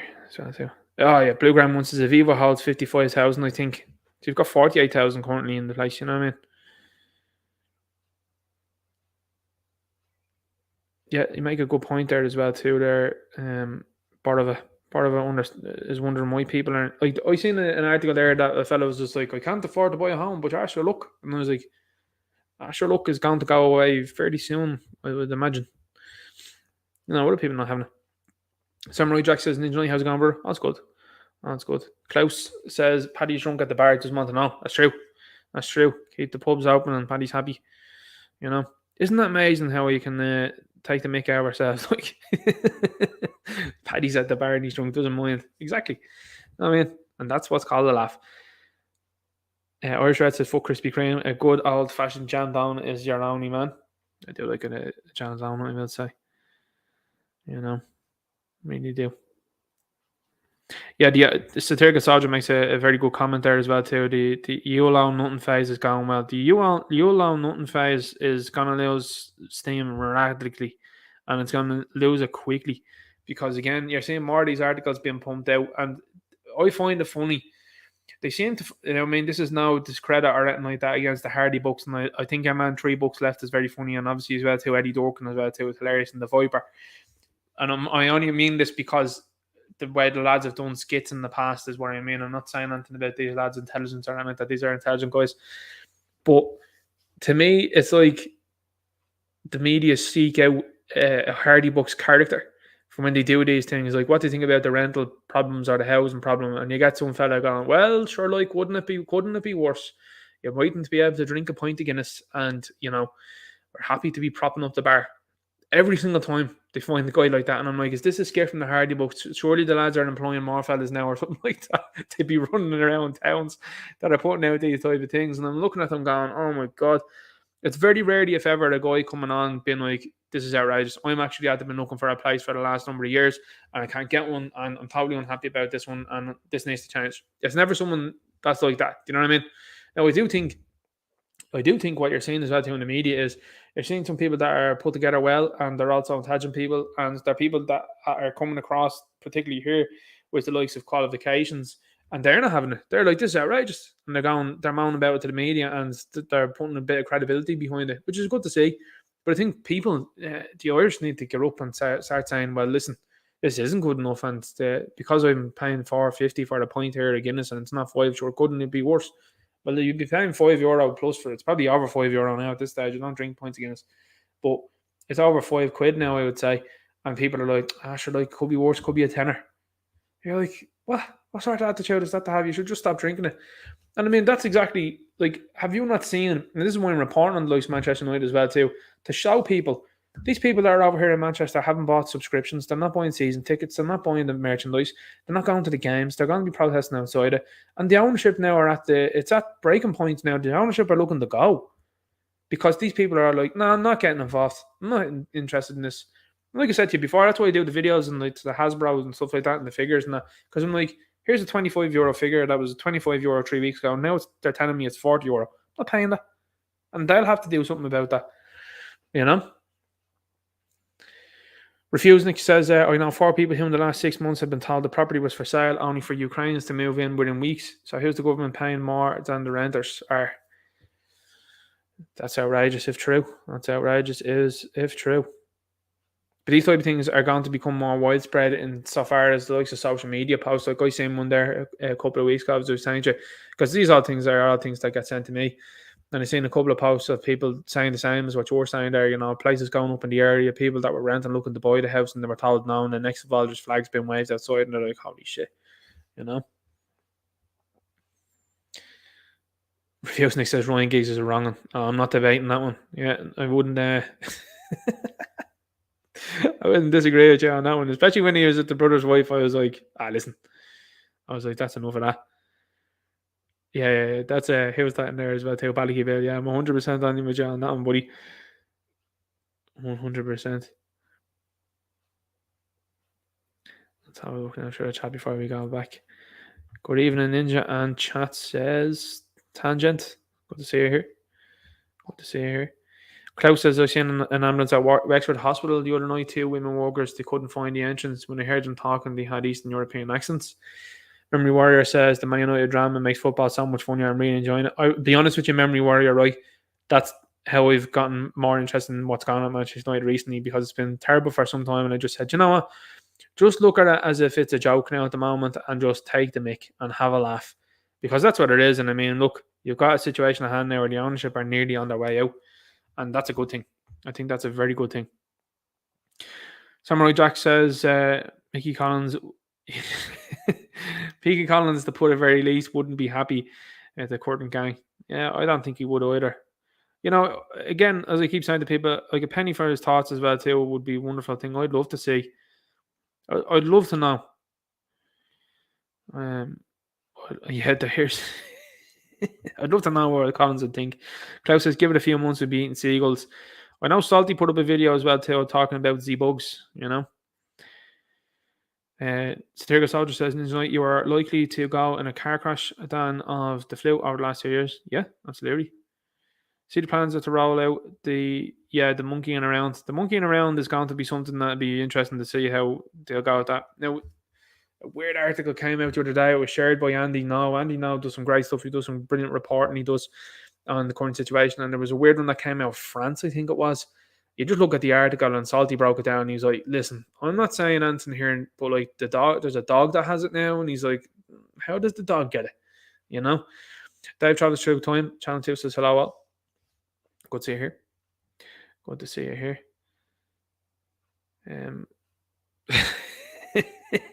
Irish Red says Ninja Night running gigs has had more ways than the Leicester Picket. Good one. Anyway, jump back in here. What have we got here? Someone asked what are some immediate red flags in women that men should look out for? And 30 women shared that honest answers. And I just laughed at that because quick swig there. Most of the people that are giving out this information, like this is the thing. If you want to know how women think, talk to a woman. If you want to know how men think, talk to a man. It's as simple as. Like she is friends as well too. One friend in particular, and this friend doesn't understand men, and I'm like, no, this is how they think, and she's like, oh, like totally discounts what she's saying because she's like, she doesn't know what's going on. You know what I mean? You can't explain it as well as I can because I'm like, what am I doing? I don't know how they think. No, fellas think like. And again, if it was the other way around, be on the horn and say, well, what do you reckon? Because they know. So this is stuff that's constantly. What are the immediate red flags in women that men should look out for? And 30 women share honest answers. Not having any girlfriends. Listen, it's imperative and important for women to have friends. It is very important for them to have friends, in my opinion. It is also very important for them to have mostly female friends, and I would say no male friends, because most male friends and female friends, I think people are being honest, they might say, well, there's a bit of a hint of an attraction there. And sure, you can be friends with a woman and a man, but you never know how things can turn around like that as well. And I think that's also a thing to mark out there as well. I'm not saying that women and men can't be friends. Of course they can. What I'm saying is as well too is sometimes, and I've seen it as well too, where a fella's in a relationship with a girl and she's in a relationship with a fella and they're friends, and next of all on a night out something happens, and you're like, it's biology. It's really biology. But the red flags, I mean, it could be here all day. The red flags are this: if someone is telling you, like above in the article, that they're a single empowered woman, that's generally a red flag. If there's someone that's interested in the likes of Love Island, that's generally a red flag. You know what I mean? Anyway, I keep going. Why doing less at work could be good for you and your employer, RTE. The quiet quitting trend of simply doing the bare minimum expected at work has clearly resonated with many. Now, the reason why this has been made into an article and the reason why this is a thing is because they've demoralized people so much and they've taken so much off people in terms of monetary gain that this is why you're getting that type of attitude. So if you were, we'll just say, you're losing the thousands now a year, would you say, with the rise in inflation? Of course, people are going to do less because they're going to say that their money is worth less and that they are going to just do even less than they would have done beforehand. The productivity is going to be at an all-time low. Is that something that I would do? No. I believe I'm a good worker and I'm an honest and what I would say is forthcoming, and also as well to someone that's interested in working highly and been highly motivated to do good things and indeed to get the best out of everything that I can. But this sort of stuff here now as well too, where you're seeing people that are disinterested in it and doing less, is because of low rates of pay. Like there's no bounds about that. Also as well too, the high taxation is also something as well too, where people would have been coming out with a steady paycheck and a good paycheck. And again, like I said before, people used to be able to survive and support a family of 8, 9, 10, 11 with one paycheck. You can't do that now. You know what I'm saying? So that's why people have become demoralized and disinterested, because to even have a home, two people have to work. It's absolutely scandalous. And this is why you're saying it, and they're telling you it's a good thing. But sure, if you're an employer, how's that? It's good for you because you're doing the bare minimum, yeah. But for your employer, that's not good for them because the productivity is going down. I mean, if you're on the building site or whatever like that, and you're an electrician or a plumber or anything like that, or a bricklayer, and you were thinking to yourself, yeah, in the previous time I'd have gotten about 4 rooms wired, or maybe if you're putting in pipes, I'd have gotten 4 or 5 rooms piped. Yeah, I just do 2 now. The building's gonna be slower then. You know what I mean? And that goes for every walk of life. So strange anyway. Very strange to say the least. And the strangest thing about it is you've got the state broadcaster here promoting it.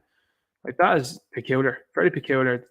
I mean, I give it 6 months before they tell you doing nothing at work is the best thing to do because, it might cause you anxiety and heart issues or something like that. You wouldn't know. Dave McSavage put out a great video there on Instagram not too long ago. I thought it was actually hilarious, Let's see if we can find it now. I'll try and pull that one up.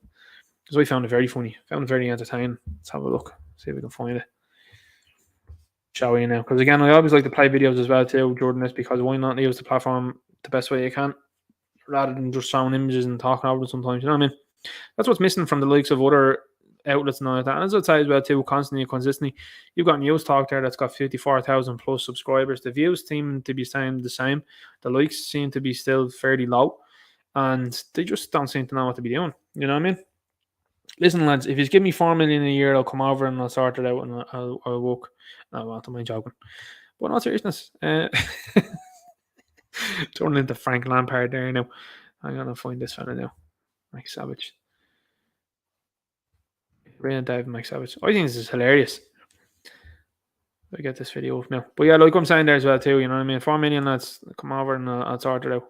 Right, so it's about the HSE one. I was going to do it anyway this evening, but I think Dave McSavage actually puts it together very well.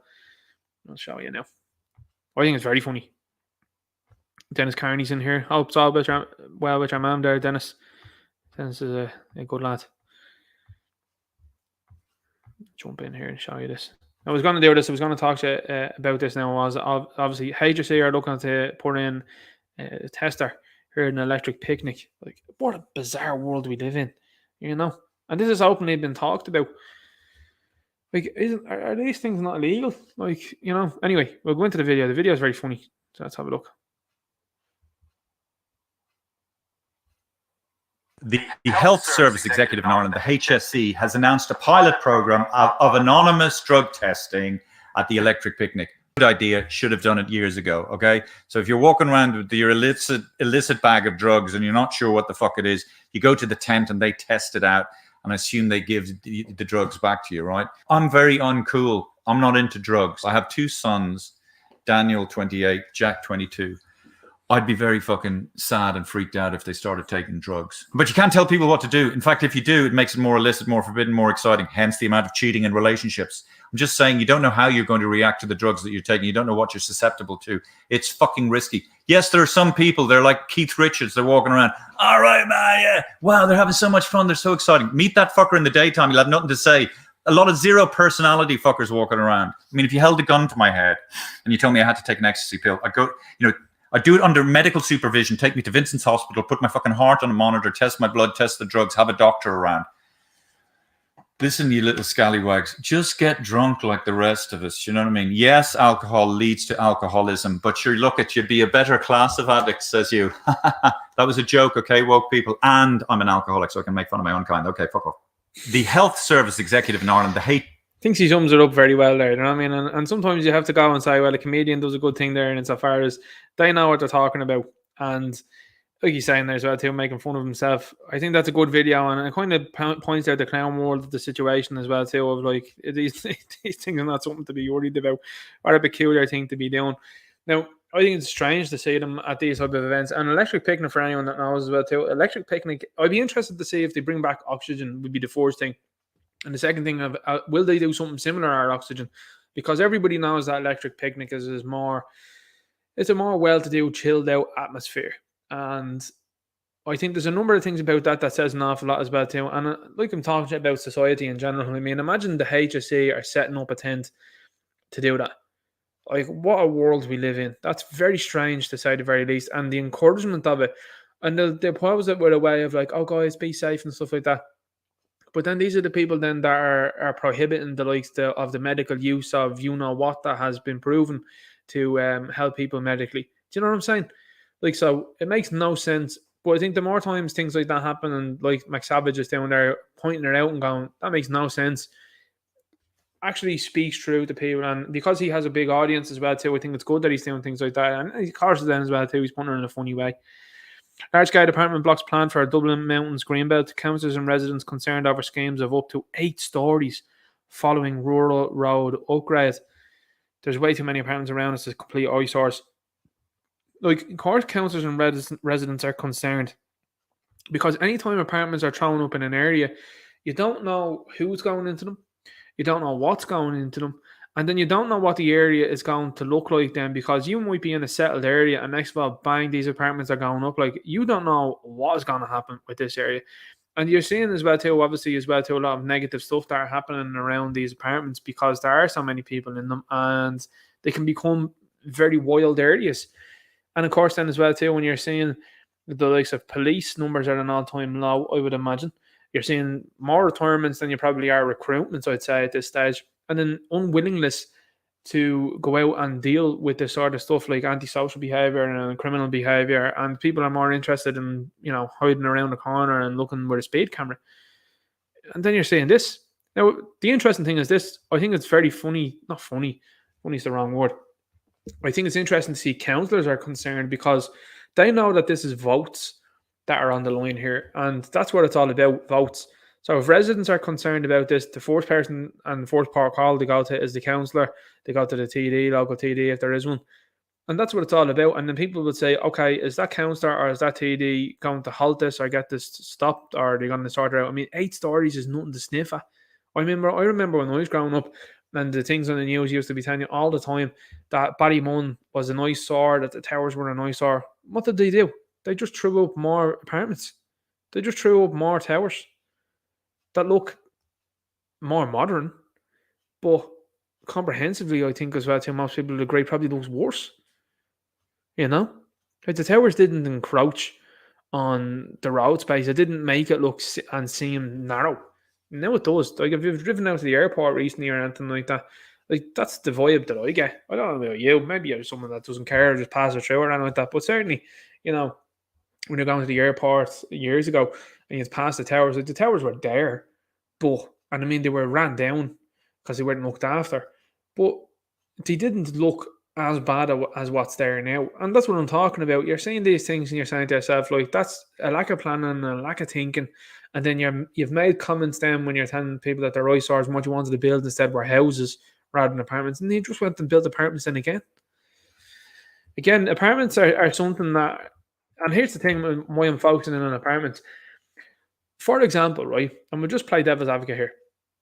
You have all these apartments and they're clearly going to be housing people here from Ireland and also people then from around the world, because people from around the world are more inclined to be interested in apartments because, and I say this as well too with just looking at apartments and people that I know that are living in them, like a lot of people that are there, the majority of them seem to be from different countries, because you can pick up and leave. You can, if you've bought one, you can rent one then yourself and you're earning money, or indeed if you're just renting, you can pick up and go.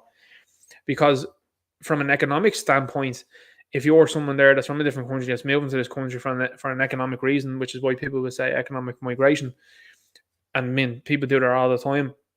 If it goes wallop here, these people are all going to leave. And when I say all, a lot of people are going to leave. So then you're going to have the same problems happen again, which is you're going to have empty apartments. You probably will have derelict apartments, and then you'll end up then having antisocial behavior in these empty, unoccupied places. You'll have squatting and all of that. So this is why apartments, like you might be saying, like Ninja, you're thinking way into the future, and you're also thinking, but that's the way I am thinking, because I know, like when I was growing up, that was something that was always talked to me about by the likes of London and New York, and indeed as well too Ballymun, and different apartments as well too, like that were around on the likes of the south side as well too, and the north side. And you see then, and you just see the same things happening, which is people that are there, and then they'll bugger off, and then that's it then. And then you've got a number of problems then. So you might have a good family that's living up here, and then down below here now is someone that might move out and go away, Irish, or maybe someone for somewhere else. And next of all, that apartment then is boarded up and it's derelict, and then people are moving in and they're causing problems, and then you're above. It can be chaos, you know what I mean? Because there's no guarantee in life, is what I'm saying. And the thing is, if you have people that have moved to this country, for example, for an economic standpoint and for economic reasons, if it goes to wall up here, they're going to go, oh, that's grand, I'm off somewhere else. Like our own are down, like people are talking about their Irish nurses. I mean, if you're an Irish nurse and you've bought it here and now you're going, like, I'm sure everyone's going to feel the pinch wherever this is, and they're going to end up going. Do you know what I'm saying? So housing would be a better idea. And the reason why housing would be a better idea is because it's more sustainable, and the likelihood of dereliction and indeed the bordering up of houses is fairly low. Now, that's not to say that there aren't bordered up houses and there aren't derelict houses. There absolutely are. But I would say that this causes more problems than it would solve. And that's what I'm saying. And that's why I think more people are starting to tune into that and say, yeah, I think the abundance of apartments are a bad idea. And what it's doing to is, like, the thing is, it's the catch-22. You've got so many people here now in the country, and now it's oversubscribed at this stage. So now they have to find somewhere for these people to go, and that's what they're going to keep doing. Like, and just like as I'm saying, and what I've been talking about earlier on, about transformers and stuff like that. I know it's a very simple thing to be bringing it back towards, but if you build all these apartments, we'll just say, right, that the government is just, and as they are doing now at the moment, they're telling you that student places and accommodation are going to be given to people from Ukraine for free. Not Irish people now, but Ukrainians, So anyway, you were looking at that situation and you were saying to yourself, right, that's sustainable for some amount of time. But what happens then tomorrow, right? We'll just say, and as has been done there, what country was it? Was it Jamaica? I'm trying to think now what country it was, or was it somewhere in Africa? I think it was Africa. It was an African country, as far as I know. And the prime minister of the country was like, "All right, lads, you can now come back." Now we think loads of them decided now we're all right where we are. I can't remember if it was Cameroon or somewhere like that. Anyway, it was a country like that where the president came out or the prime minister came out, one or the other, and said, "Listen, lads, you can all come back. Everything's hunky-dory here. We have it sorted out." And I think that was a good thing. And that's ultimately what happens then. Like, if you've got Ukraine tomorrow where it's opening a McDonald's and the Klitschko's are walking around, no problem, and Liev Schreiber's walking around there, and multiple politicians, actors, and musicians are walking around there, it's stand to reason to me to think that's probably all right. I mean, you've seen none of these people going out to the likes of Iraq, Iran, or anywhere like that, or Afghanistan. You know what I mean? You know what I'm saying? Oh, it's too warm for them out there. Okay, right. Anyway, so what you're then going to have is, what happens then if you've built all of these apartments, just as a logistical thing, from a logistical standpoint, and again, a monetary standpoint. You spend, we'll just say, the guts of what they're promising to spend now, 3 billion on bringing people in. Right. What happens then in 2 weeks' time? We'll just say, the boys over there shake hands, they got on with it, there's neutrality, and your man says, right, lads, you can all come back home. What happens then? Your plans go out the window. Because now you've got a lot of building sites and building spaces that you no longer want, that could have half finished, or not even half finished, but a quarter started areas that people are no longer going to be interested in, and they're going to go home. Because here's the thing, like I said earlier on, using the Transformers as an example, I always love to do it because, again, it teaches you great life lessons, and indeed as well too, I think that's when entertainment is at a high point. If you're someone that's from Ukraine, you're not jazzed, you're not loving the fact that you've had to leave your home country, right? So when they tell you everything's hunky-dory, you can come back, and we're going to sort it out, you're thinking to yourself, oh yeah, absolutely, I'm going to go. That's reasonable. It's the same thing as well too here in Ireland. Like, if there's problems here in Ireland, which there has been over the years, people went somewhere else, and then when everything was sorted out, they came back, because that stands the reason as to what people do, and they feel more comfortable with their own people, which I think has always been the thing anyway. You know, anyone that knows, I mean, maybe you feel a different way, but certainly I did. When you go on holidays and stuff like that, it's great meeting different people from different places and different cultures and stuff like that, and learning like that. But there's no place like home, in my view. And I think it's great when you go on holidays, because you can see different things, different walks of life, different ways of life, and you say to yourself, well, I quite like it how it is here. And that's just me. I'm sure other people feel that way as well too. But I think those people will feel that way as well. If you're from Ukraine, you're going to say to yourself, well, I like my own food, I like my own shops, I like my own people, and like this. I don't like having to speak English, and I'm finding it difficult and stuff like that. All these things. So as soon as that opens back up and they're welcomed back, well, then you're going to have an exodus then as well too. So 48,000, I mean, even take, I would say 3/4 of those people would jump at the chance to go back home. You know what I mean? And then you're going to have people that will stay, that will say, actually, do you know what? I'm happy enough over here. So that's going to be interesting to see what happens now in the next couple of months. And indeed, because you're seeing the wind down of that, it will be interesting to see if hands are shook and things get over it, and then they say, right, here we go. Because now at this stage, you've seen a fervour and an interest, and this is why I'm saying it, from the government to do that, to put these houses and apartments together for people that have been deemed to be refugees, asylum seekers, whatever it might be, into the country.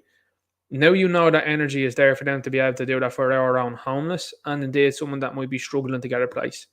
So that's why that sort of movement now from them has triggered people into an action and a stance of like, well, hang on, you're happy enough to do it for that, but you should be happy enough to do it for this also, you know? So that's going to be interesting to see, because again, everyone knows that my first thought there of them just stopping it is the most likely thing to happen, rather than say, actually, do you know what, we need this.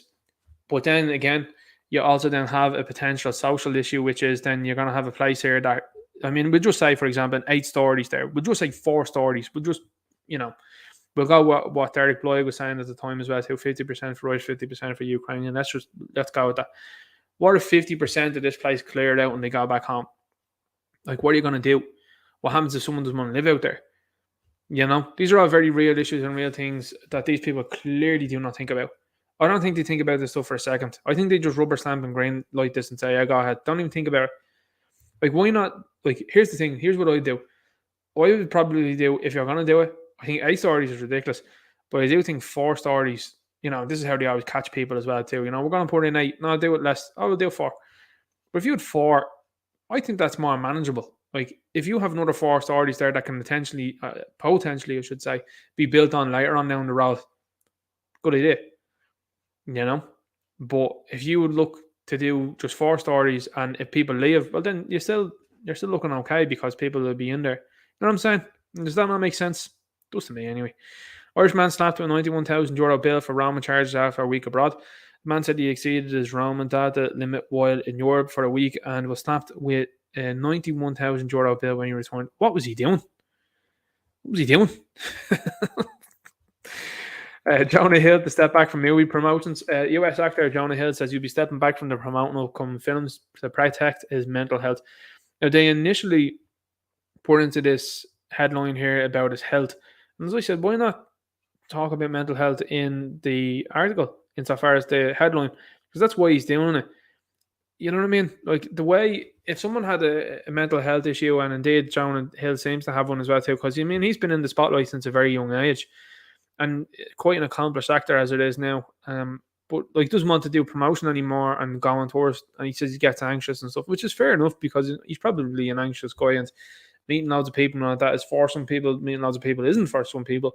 I mean, I say it all the time, like, if you're like at a Comic-Con or whatever like that, there are some people that go to Comic-Cons and they love them.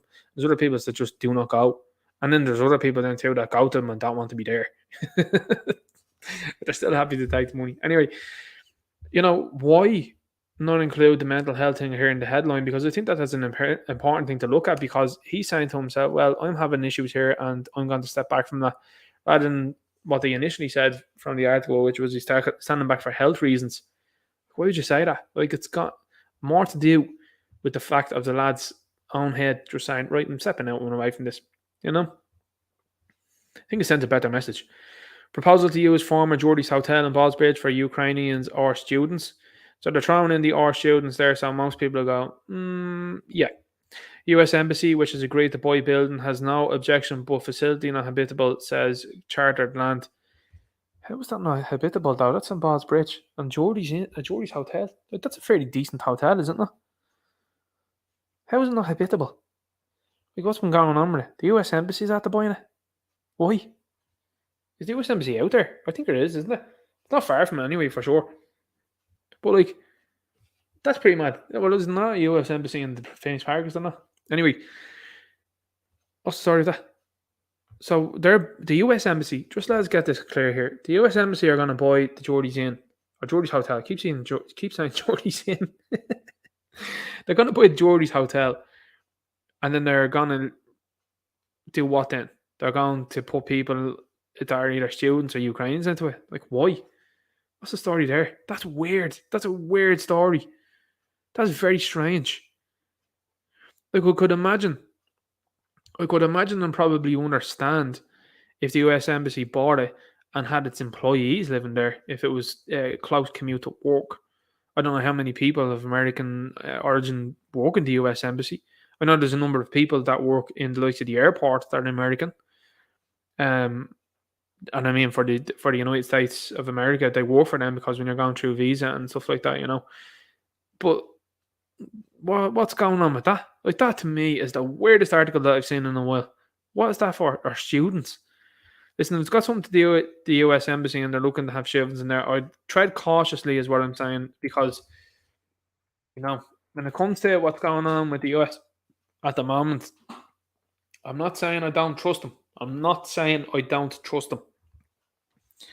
Anyway, move on to the next article there. Fourth Krispy Kreme in Dublin City Centre draws huge crowds. Gettr arrived to the opening of the new flagship store in Dublin City Centre. These two fellas, are they in their 30s now, these two fellas? And there was a lot of comments and commentary on it as well too, being like, how come these fellas are still dressed like teenagers? What's up with that? And look, that's their gimmick, that's their thing. Clearly as well too, they didn't head off over to Ukraine either. They had said, glory to Ukraine and all that they were saying, but they didn't go over. I find that very odd. Anyway, they'll probably have a Eurovision song coming up soon or something like that, because they seem to be being pushed back out into the media yet again, And I don't know, like, I've seen a picture up there of a lady and she was German and she was the Germans made Hasselhoff a thing as a singer, they did, you know what I mean? I always find that funny, and then you see, like, they love the most obscure of musicians they do, They're very interesting people. But yeah, there was a German woman that was there, and she was saying, like, oh, I'm delighted, and I'm a super fan of Gettr to meet them. And I was like, what? Like, is there not great bands in Germany? Like, there's definitely some great heavy metal ones for sure. Some brilliant ones. And you're coming over here to go to Krispy Kreme to meet Gettr. Like, it's just so weird. Anyway, people are into different things and they find different people interesting. That's, that's your own thing. But there's less people here at this opening than that house to rent there. I said apartment to rent, should have said house. You know what I'm saying? And that's what I'm saying to you about the world now coming to a real circle point. Like, it's coming back around now again to, like, tough times. Like, this is the central bank, and what was hilarious about this was there was a number of comments being like, oh my God, I can't believe they turned the central bank into that. Like, it was an iconic institution. And you're like, and they said, oh my God, I can't believe that they're using for Krispy Kreme. It's just for grade. Do you know anything about central bank by any chance? Do you know anything about banks? No? You don't? Oh, okay. But anyway, like I said, you're going back to war dark times. And again, the way this is photographed, as I keep saying just about here from this angle, like, it's weird that the angle isn't from up here, because that'll show you the crowd, or indeed from behind or from up here. Do you know what I'm saying? Like, the vantage point as well too makes it seem like there's lots of people. There's a lot of people missing here at the front. There seems to be a barrier here, and that's where the people stop, and then it goes back then as far as these people here. So not a huge crew of people. And again, you're seeing people that have gone to this because it's a thing, and this is, as I'd say to people as well too, and as I'm consistently saying, it's something that the older generations definitely said to me. Look at the people that are amongst here, mostly young people. People that'll queue up for donuts they're all right. Like, queue up for donuts, they will, but, the likes of nightclubs, pubs, and stuff like that in their lives been put on hold and stopped for the last couple of years. Now, them possibly not being able to get accommodation, zero energy for that. You know what I mean? So again, it's the Truman Show in reality. It's commercialism, marketing. Oh, look at us over here with the donuts. And again, like I said to you before, the Truman Show is a brilliant movie because it does. It actually puts out and it shows you how commercialism and marketing work. Like there you have it as well too. And like I'm talking about the donuts here, that's what Manchester United are doing as well too. They're buying Casemiro as a market ploy and distraction. What they're hoping to do is so that the fan base go, what a player, which I did. Now I admit to you 100%, I'd be like, holy shit, they've got Casemiro, like amazing defensive midfielder, probably the best one in the world. And then I say to myself, like, okay, why didn't they back Jose Mourinho like that? Like he was the man to back with that type of player. Do you know what I mean?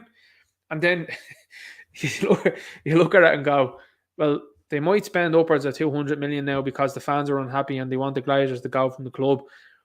But ultimately, the Glazers then next summer probably won't buy anyone because they'll go, well, we spent 100, 300 odd million there last summer, lads. You know what I mean? So again, it's the look what this hand is doing, whilst this hand is doing something else. And like I said, you've got an all-time problem there where you've got accommodation now that there's queues of hundreds of people, well, not hundreds, I should say, more than 100 people are to view an accommodation. That's a real situation, a real problem. They're telling you now that the US Embassy is possibly going to buy Jury's hotel and maybe give it to students or people from Ukraine. Like, what a backwards, upside down world we're living in, and certainly in Ireland, it's a backwards, upside down world. You know what I mean? But the lack of planning and forethought into these things is shocking. And the US Embassy being involved in this as well, too, is very odd. It's very odd to say the least. So, fair play to the Irish Times. Again, you have to call it as you say it sometimes and say, well, that's a good article to put out there because, I mean, that's questions should be asked about that one for sure. Bono and Bob Geldof performed Sing Song for Ivanka Trump and Jared Kushner on French Riviera. The scene is recounted in a new memoir by former White House advisor Kushner. That is the weirdest story that I've heard in a long time. Now, I know I've said that probably about 15 minutes ago, but this one really is so strange. It's so strange. I don't even know where to start. Like, Bono... You know what the story is with Bono anyway, and Bono, funnily enough, is he's one of those characters you just you see him involved with certain people and you're just like, that's mad. But anyway, these are all in one big club anyway, and you're not involved. Bob Geldof as well too. It was a Russell Brand that did that song. Not song. Russell Brand that did that joke, and he says, there's Bob Geldof. He says he's still dining out on that "Tell Me Why" song. He says since like 1973. Russell Brand absolutely going through Bob Geldof, but I thought it was very funny. But Bob Geldof is another character that's I don't understand. Like, I don't understand how he's still popular. I still don't understand why he gets as many articles written about him. It's like Sinead O'Connor. Like, I mean, Sinead O'Connor is a wonderful singer, but like one song in the 90s, maybe the 80s. And people still kind of talk about, like, the thing is, like, there's Dolores Reardon there, for example, the Cranberries. She's a massive singer, absolutely fantastic, and not enough written about her, and not enough to be talked about. And again, her songs don't get as much promotion as I think they should. And I think, like, even recently when I seen the Zack Snyder movie, the zombie movie that I made, I can't remember the name of it. I love Zack Snyder, but I thought it was an awful movie. But they had the Cranberries playing in it, and I was like, that is amazing to hear that Cranberry song in a zombie movie. Like, that's perfection. And unfortunately, it doesn't get used more. But Bob Geldof is a weird one, to say the very least. I understand Bono. I get that, because people have an interest in him. But Bob Geldof, I do not get that. I mean, who's into the Boomtown Rats? There'd be 4 or 5 people here probably in the chat that'd be like, I like the Boomtown Rats, I'm a Boomtown Rats fan, and I'm like, yeah, I don't know. Anyway, I think Thin Lizzy are a better band than Boomtown Rats, just being honest with you. But like that, some people will be argumentative now and say, no, I like the song more than that, but I think Thin Lizzy are a better band. House of the Dragon, ignore the opening bonk-along. This is a thrilling, dazzling Game of Thrones prequel. I says, but we know how the series ends, so why bother? Now, this is another TV show that's come out recently and been like, hey guys, we were very visibly conscious of the people that we were introducing into the world. All right, but just introduce them and just say nothing. Like, why does there have to be a song and dance? That's why the problems are according now with the Rings of Power, because you've got one of the actresses that's in it that's playing the dwarf. The dwarf doesn't have a beard, which is something that Tolkien explicitly says in the books, and also something that Gimli says then as well too in the Two Towers. And indeed, then as well too in the Hobbit prequels was something that Peter Jackson put into the movie, so they're there. And you've got this woman that's out there being like, I'm the first female dwarf. No, you're not. They're in the Hobbit. And then she's like, well, I'm the first female dwarf of colour. Sure, but why are you going down that route instead of saying nothing? Like, and the point is then as well, all you're doing is drawing attention to that, and it's negative attention that you're drawing to that because that's not in the books. Do you know what I mean? And that's why you're seeing like the Rings of Power, for example, just as an entertainment side of things. That's why you're seeing them saying based on the works of J.R.R. Tolkien. They are no longer telling you that's a direct translation or it's anything to do with J.R.R. Tolkien exclusively and intimately. They're telling you it's based on. Do you know what I mean? It's like someone saying, well, we've done a movie, it's based on Spider-Man, and Spider-Man now happens to be a female woman. Of course female is a woman. A woman of colour. And they're telling you that's Spider-Man. You're like, well, that's not Spider-Man. Because Spider-Man's Peter Parker. Peter Parker is a white male, he's brown hair, and that's not Spider-Man. You know what I mean? It's like doing a Blade movie, right? And you've got Blade in the comics who's a black man, which he always should be. Same with John Stewart, Green Lantern, always should be. Indeed, as well too, Jessica Cruz should always be Hispanic. Is she Hispanic or Latina? One or the other. I can never make up the difference between that one. I mean, Hispanic anyway, I'll go with. Hispanic woman shouldn't be changed. It's like changing them down like with Brad Pitt or something like that, or like George Clooney or something. Do you know what I mean? It's like saying, oh, we're going to cast John Stewart's Green Lantern and we're playing him with George Clooney. It's like, that's not John Stewart. Or we're going to do Jessica Cruz. We're going to put Charlize Theron as Jessica Cruz. That's not Jessica Cruz. Do you know what I'm saying? So like that's what's happening now in the fan side of things. And my fans are saying, hang on here for a sec. What are you doing? Like, even that Prey movie, they've got a woman that's in it, and she's as good an actress as Aubrey Plaza. And Aubrey Plaza, now she actually kind of looks like Aubrey Plaza, I think. Aubrey Plaza is a terrible actress. She's one of these, you know, drowning sort of eye-rolling people. And that's kind of what this girl in Prey reminded me of. And I didn't think she was that great. And they're all like, oh, she's the best thing since Arnold. And I'm like, whoa, hang on. What about the chick? Is it Alexis or something like that? Alex, I think her name is. In Aliens versus Predator. Or Alien versus Predator. She's great. Because she gets the gig really quickly. She's like, Predators aren't interested in me. Especially if I'm not attacking them and I can work with them. Like, that is legitimately one of the best characters in the Alien and Predator franchise. And gets completely overlooked. Like, totally uses our brain. And it's like, that Predator's 7'8", mate. And I'm not taking anything. I'm not going near this Predator. You know what I mean? But anyway, going on this as well too, like, we know how the show ends. And this is what happens when you do a bad show.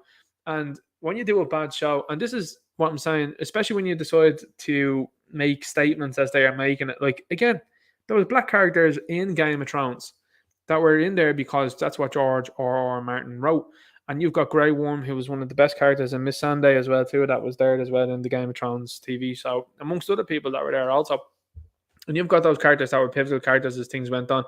And then these people that are creating this one are like, we're going to put these people into this. It's like, you've just looked over Grey Worm and Miss Sunday, have you? Like, you've not seen the stuff that just ended like 2 years ago, have you not? Any of it? Because now you're pretending like you're the first people to do it, and you're not. Just make these characters and put these characters in and say nothing. Like, it's very simple. But that's why like this overabundance of talking about people and stuff like that, like that is going away. And then you're seeing it as well too with Wakanda Forever. Like, Wakanda Forever, there's nobody that's out there that's like, okay, they're centered in Wakanda and it's going to be a majorly black cast. Yeah, that makes sense because it's set in Wakanda. And people are like, well, that shouldn't make sense to people. It does though, because it's in Wakanda. And you're telling us now that Wakanda is going to be flooded by Namor. And Namor, they have changed the origin, it seems, and changed the look of Namor to be Aztecian. Or is it maybe even Mayan? One or the other. Anyway, you've got that situation now occurring, and people are more upset about Namor, which I found interesting to see the uproar about that. than I did anything else. And like, again, to me, like, if you're setting it in Wakanda, it stands to reason that the majority of the cast are going to be black. Do you know what I mean? And that's the way Wakandas were written. Anyway, it's maddening, this sort of stuff. Electric picnic testing trial can save lives. Health Service executives has announced a pilot program of anonymous electric picnic in Stradbally County next month. Again, like I said, I was going to add something to that, but it was like McSavage says it better than I do anyway on that one. Supply companies may be charged more from 5 to 7 p.m., says ESRI. Electricity supply companies may be charged more for their customers to use electricity between the hours of 5 p.m. to 7 p.m., according to the economic and social research. As I said, no doubt will be passed on to the customer. And here's the thing, 5 to 7 is probably the busiest time for most people, because if you're landing in from work or anything like that, these are the times that you're going to be landing in to make a dinner or to have a shower or anything like that. I mean, from a building site or whatever like that, you're going to go in and want to shower as well too, because you have to be covered in all sorts during the day. So that's what you want to be doing. Whereas, and again, for your dinner as well too, like, I mean, most people eat between 5 and 7. That's what happens here. And, you know, there's other people that eat 8, 9, 10 and stuff like that. But that's what most people do.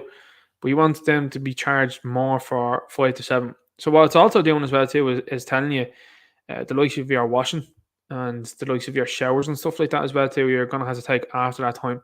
Now, this is at the same time, by the way, that they're telling you that there's going to be blackouts and power cuts that all seem to be after this time. So that's going to be interesting to see how that one works out and how long that works out for, because people aren't going to be happy about that. You know, if they're sitting down, if you're someone that's working all day or whatever like that, and you're at home at 7 o'clock, now you're into the realm of being charged a little bit less for your electricity. And next of all, you're eating your dinner, you're sitting there, and at 8 o'clock, boom, power goes. You can't have a shower then until whatever time. So you're going to be unhappy about that, and you're going to be upset about that. Now, again, I'm saying that as someone, like, you know, there's not everyone be in that boat, and other people can do other things. Maybe something our family can go somewhere else. But the point of the matter is they're rolling all this stuff out, and yet that power cuts are going to be happening. And at the same time now, telling you, well, there's 2 hours here, you're going to be charged excessively. Get the candles out, boys. That's what they're hoping for. 14th of plans for alcohol, cigarettes, rent, and man-hours in budget 2023. It's August. And they've been talking about this stuff now since like June. They've been talking about this budget now for a long time. So the thing is about this budget, this is going to have to deliver seriously for people, because I can see this budget being one of the ones now that people will be very unhappy about. And like I said before, you're seeing the likes of Fianna Fáil now talking about joining in a coalition with Sinn Féin.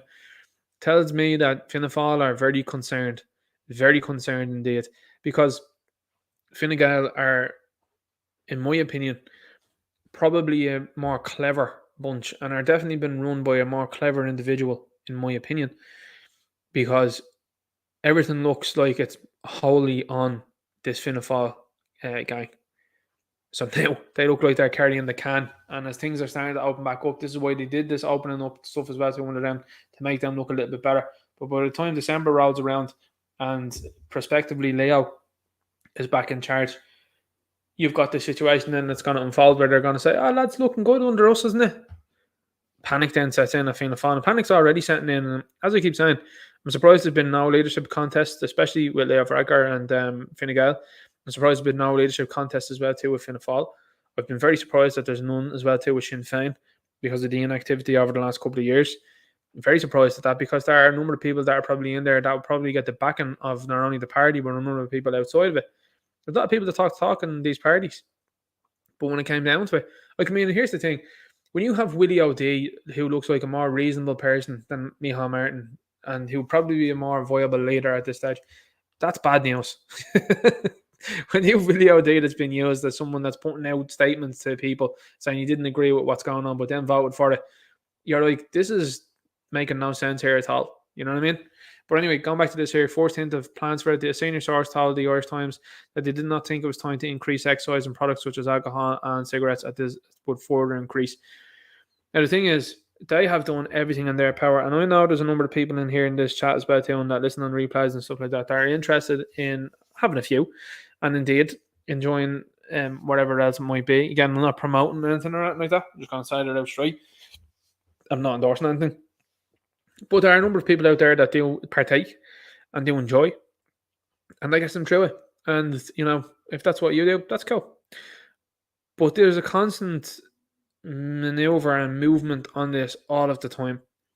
They did it not too long ago when they were talking about the likes of the minimum unit pricing, whatever it was, their minimum alcohol unit pricing, which really did very negative things because anyone that was buying specials or anything like that now is buying way less of it now at this stage. Now the likes of Tesco tried to get around it by putting in their own club card deals and stuff, and now they're going to try and heap more excise on it because they don't think it's the time to increase excise. But these are the things that always get hit really quickly. I don't know how much a pack costs of these here. I don't know how much that costs, but I mean, like it must be over €10 at this stage, you know. And I'm not someone that partakes or anything like that, but I know a number of people that do, and like they've been saying for the last number of years that they're increasingly unhappy about this. But it's always the first thing that gets hit, you know what I mean? Because they know that people can't do it out with these things, and that's the sad state of affairs that it's in as well too. You know, you've got these things that people use to, for escapism and for just to chill out and unwind down. And these things are always the first things that are hit, you know what I mean? It's the same with like the cinema tickets as well too. Cinema tickets have gone through the roof also for no good reason. I mean, more people are just going, yeah, I'm going to dip on the cinema. I'm going to wait and see this stuff when it comes out on digital because the price of going to the cinema is above and beyond what most people are willing to pay, you know? And that's even before you buy likes of sweets and snacks and stuff like that, you know? But again, keep watching the way they're hyping this as well too and see what they eventually do. I think it'd be interesting to see the least. But the rent and landlords and budget as well too, like they have talked about looking after the landlords, which they're always going to do. And now they're saying like, oh, landlords can't set up now until 6 years later or something like that.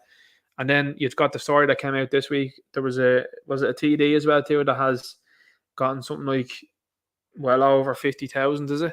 Again, allegedly in cash.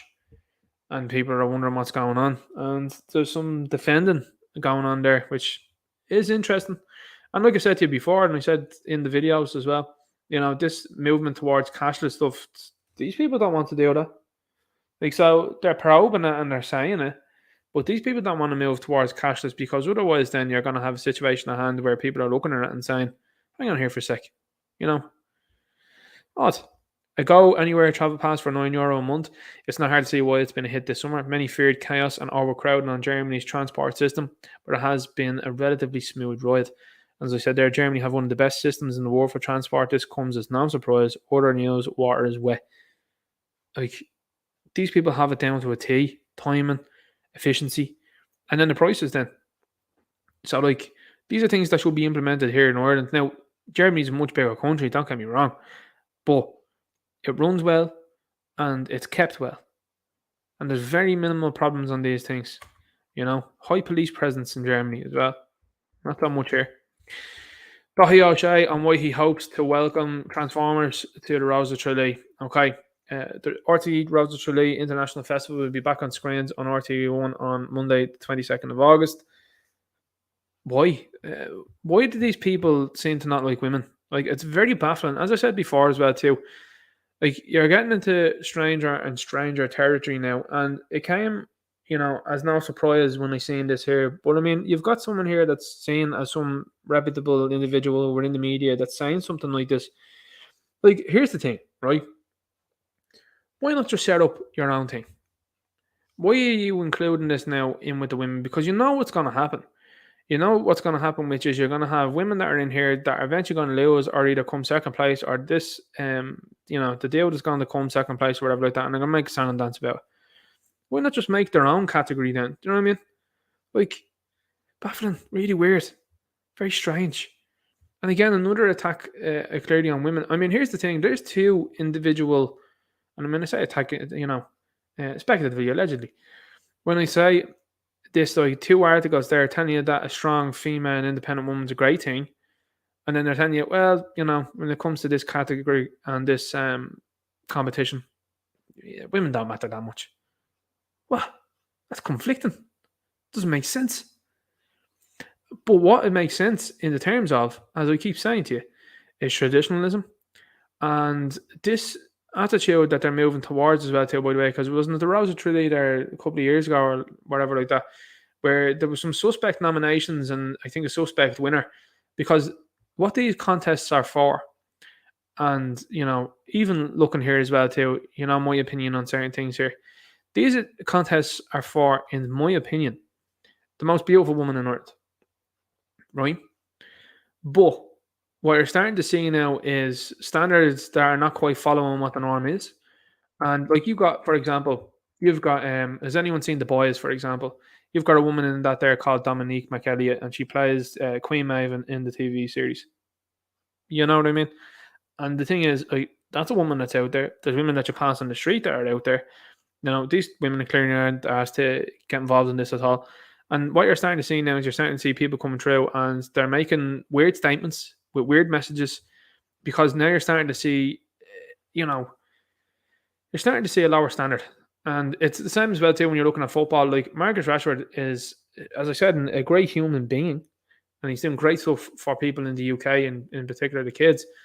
But the championship probably level player. You know, well, the championship is probably unfair, but it's probably like an Everton type of player. Do you know what I'm saying?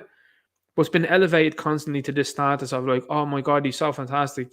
I mean, Ronaldinho was a fantastic winger. Like there's a winger. You know, well, Kanchelskis, there's another fantastic player. Mo Salah, incredible player. And he's been talked about, Mark Rashford, in the same breath as these guys. Son Heung-min, another one. That's a wonderful winger, wonderful player. And Marcus Rashford been talked about in the same breath as these guys.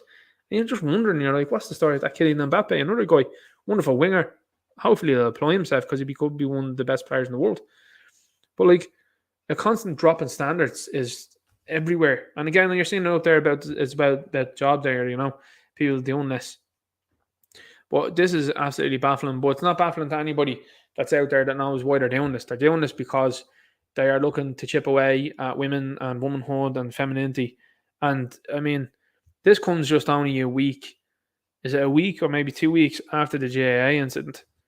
So it's all linked. And I mean, you know, women have definitely got to stand up to this one, because you're starting to see it. And fair play to you ladies that do, because you've seen the IRFU stood up and, you know, made this very clear very quickly that they weren't going to have any of it.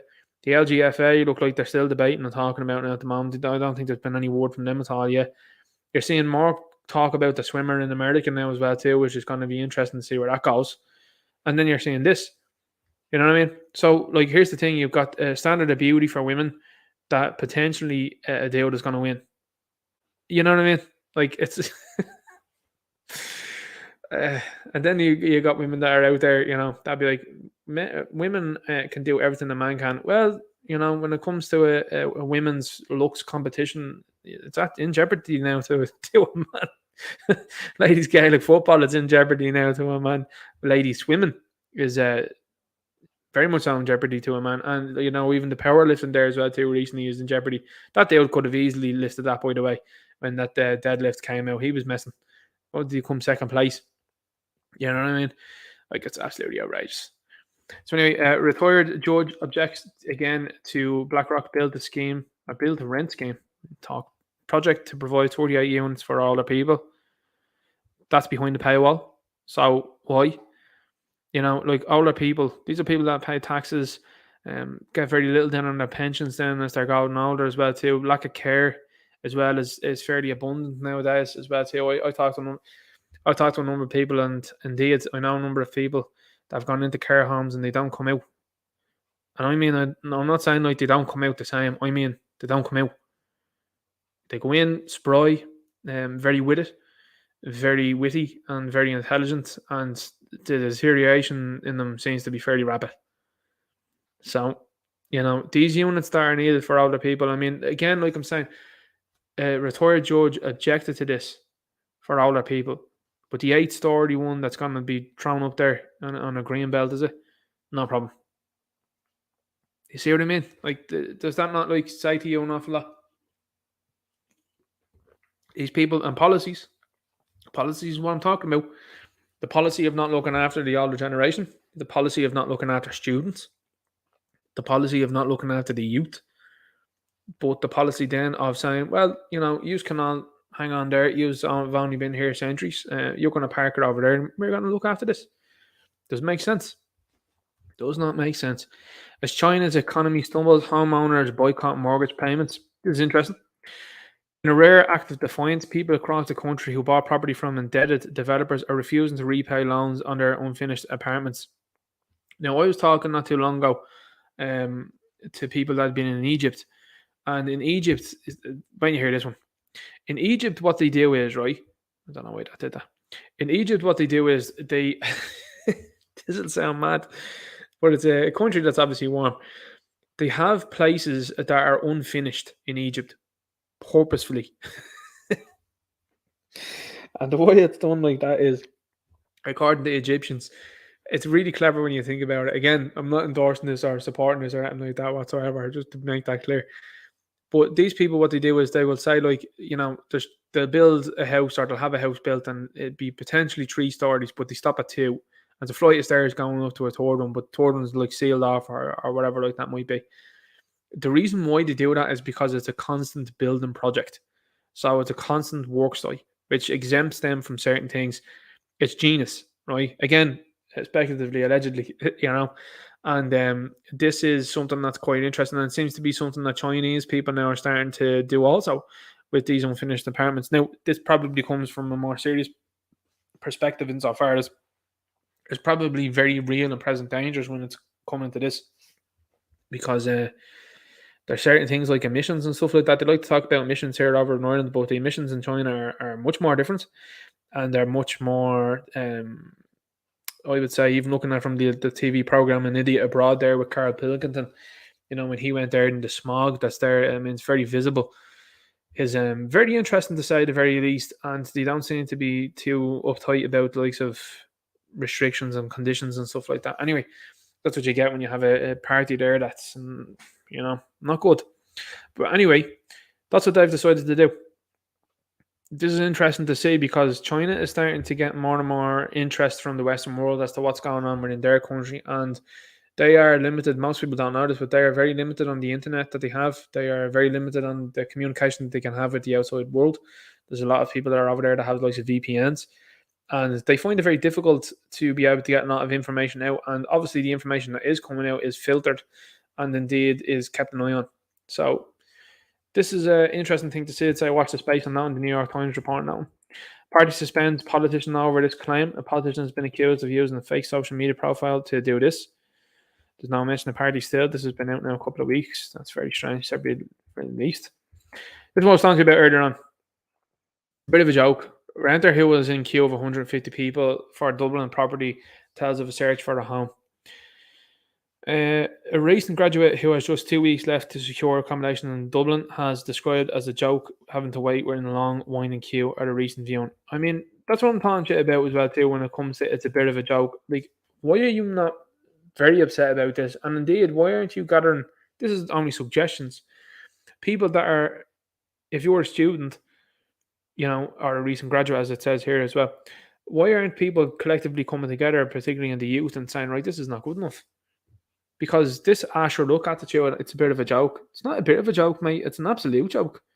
And this is where you're at. Wherever you've graduated in is now at a point in time where you're not able to afford a house. You're not able to afford a home. You're not able to afford an apartment or a flat or bungalow or whatever it might be. Like, it's not just a bit of a joke. It's absolutely outrageous. It's scandalous. And policies, this is what I'm talking about, policies. Bad policies are occurring, and these bad policies are making situations like this happen. So when's going to be enough? When is it going to come to a point in time when you say, right, that's not good enough? But see, the attitude then as well too is, it's a bit of a joke, Asher look, and then Asher look, I'm after moving out to Meath, like, they're no bother at all. And then the people in Meath then, because just taking Meath as an example, the people in Meath then that have relatives that are belonging to them then have to move to another county because people that are coming from Dublin then are moving out there and buying another property there. So it's a knock-on effect, and that's going to keep going and going and going and going. Now there's nothing wrong with people commuting, and there's nothing to say that people don't enjoy commuting. And listen, if you're living in an absolute wonderful house and have nice land and stuff like that, more power to you. But the thing is that not everybody wants to do that, and not everybody has that lifestyle, nor do they want to live that lifestyle. And this kind of thing, sure, look, it's a bit of a joke. Madness. I mean, I can't understand that at all. I can't understand how people are conceding about that. I really can't. Are they not considering transport unit after a tax? Thomas Leo Varadkar has said people should feel safe in public transport, but the decision on a dedicated transport police unit is a matter for the Garda Commissioner. And as I said, that'd be work like. I mean, the thing is, it is coming to a point in time probably where you need security on the likes of the Luas. You do. And you need security on public transport, but this would be work. And the amount of buses that are going around the place are huge. So what you really need, if you're going to go with it this way, is a dedicated security team. But again, that's funding something that makes sense. And again, as I'm saying to you as well too, the judicial system being in the state that it's in, and then with the people that are involved in situations, they just feel no fear.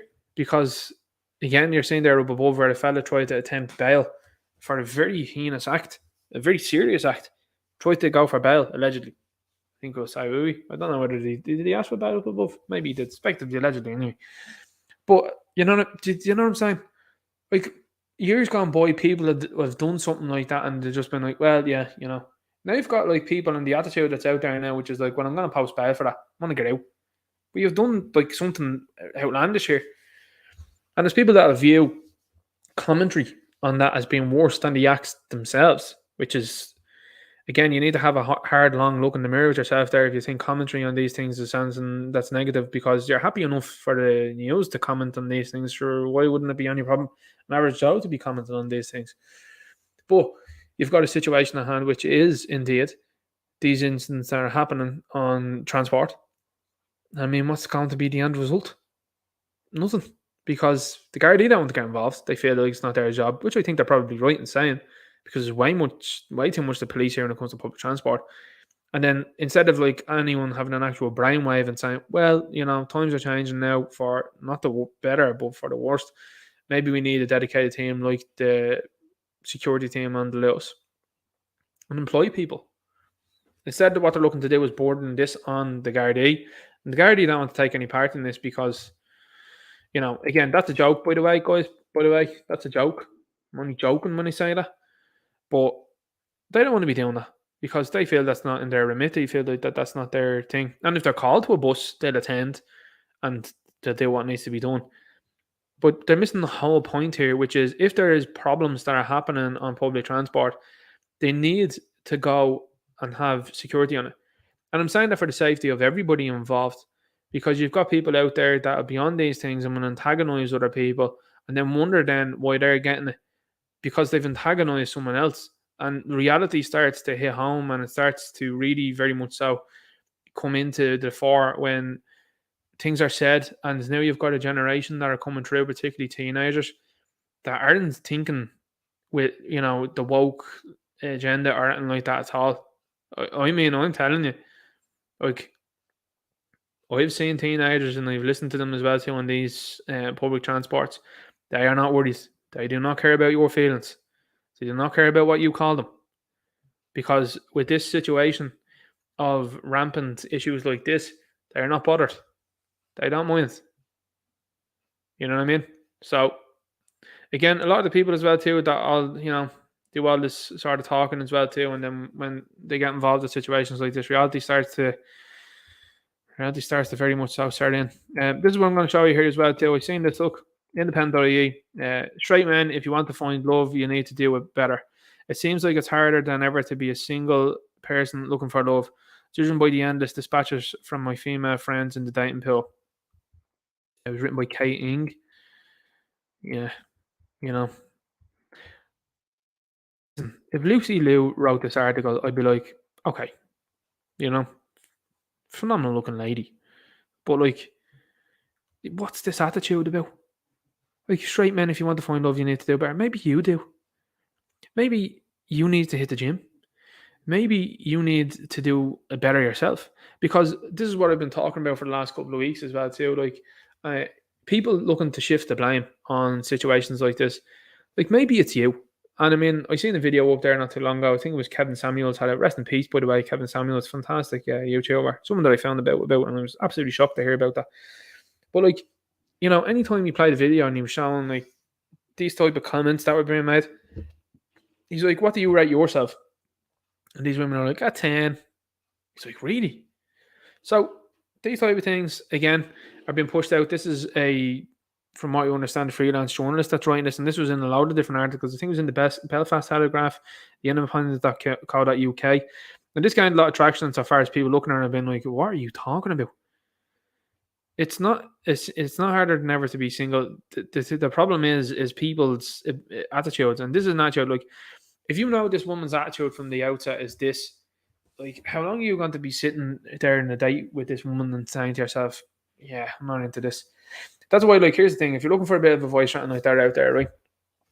If you're looking to go out with a girl or anything like that, or you're looking to date them, what to do is, if you're a bloke, and again, women will agree with this one, I think also, if you're a bloke, be forward and say, like, we're going to meet up now, or we're going to meet up, on the weekend, Saturday, 1 p.m. or whatever like that, going to go for coffee or something like that, or something that's going to take you something like between 15 and 20 minutes, because you don't want to overstay your welcome.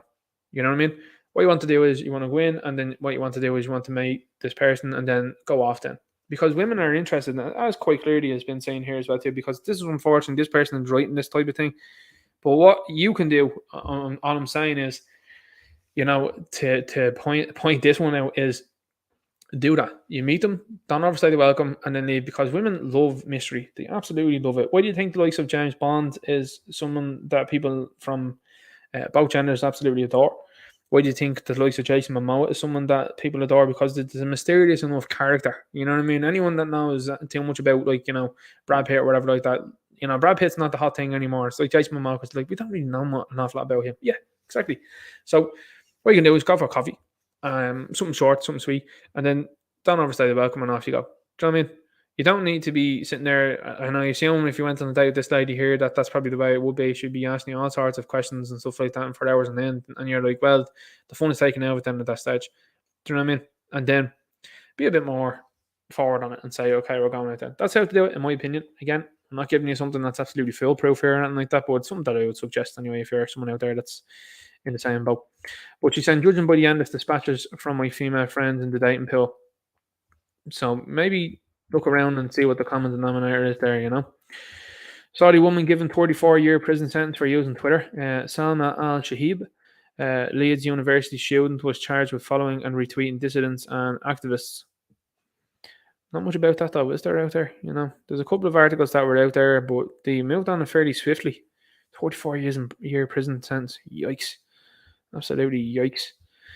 Elon Musk's out there saying he's buying Manchester United. It's going to be absolutely hilarious. Chinese people should not accept this. China unexpectedly cuts 2 key rates, withdraws cash from banking system.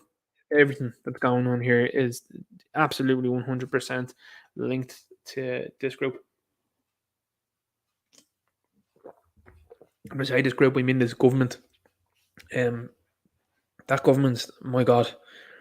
There's people that are out there that are witnessing what's going on here, and think people running commentary are doing negative things. Like, oh my God.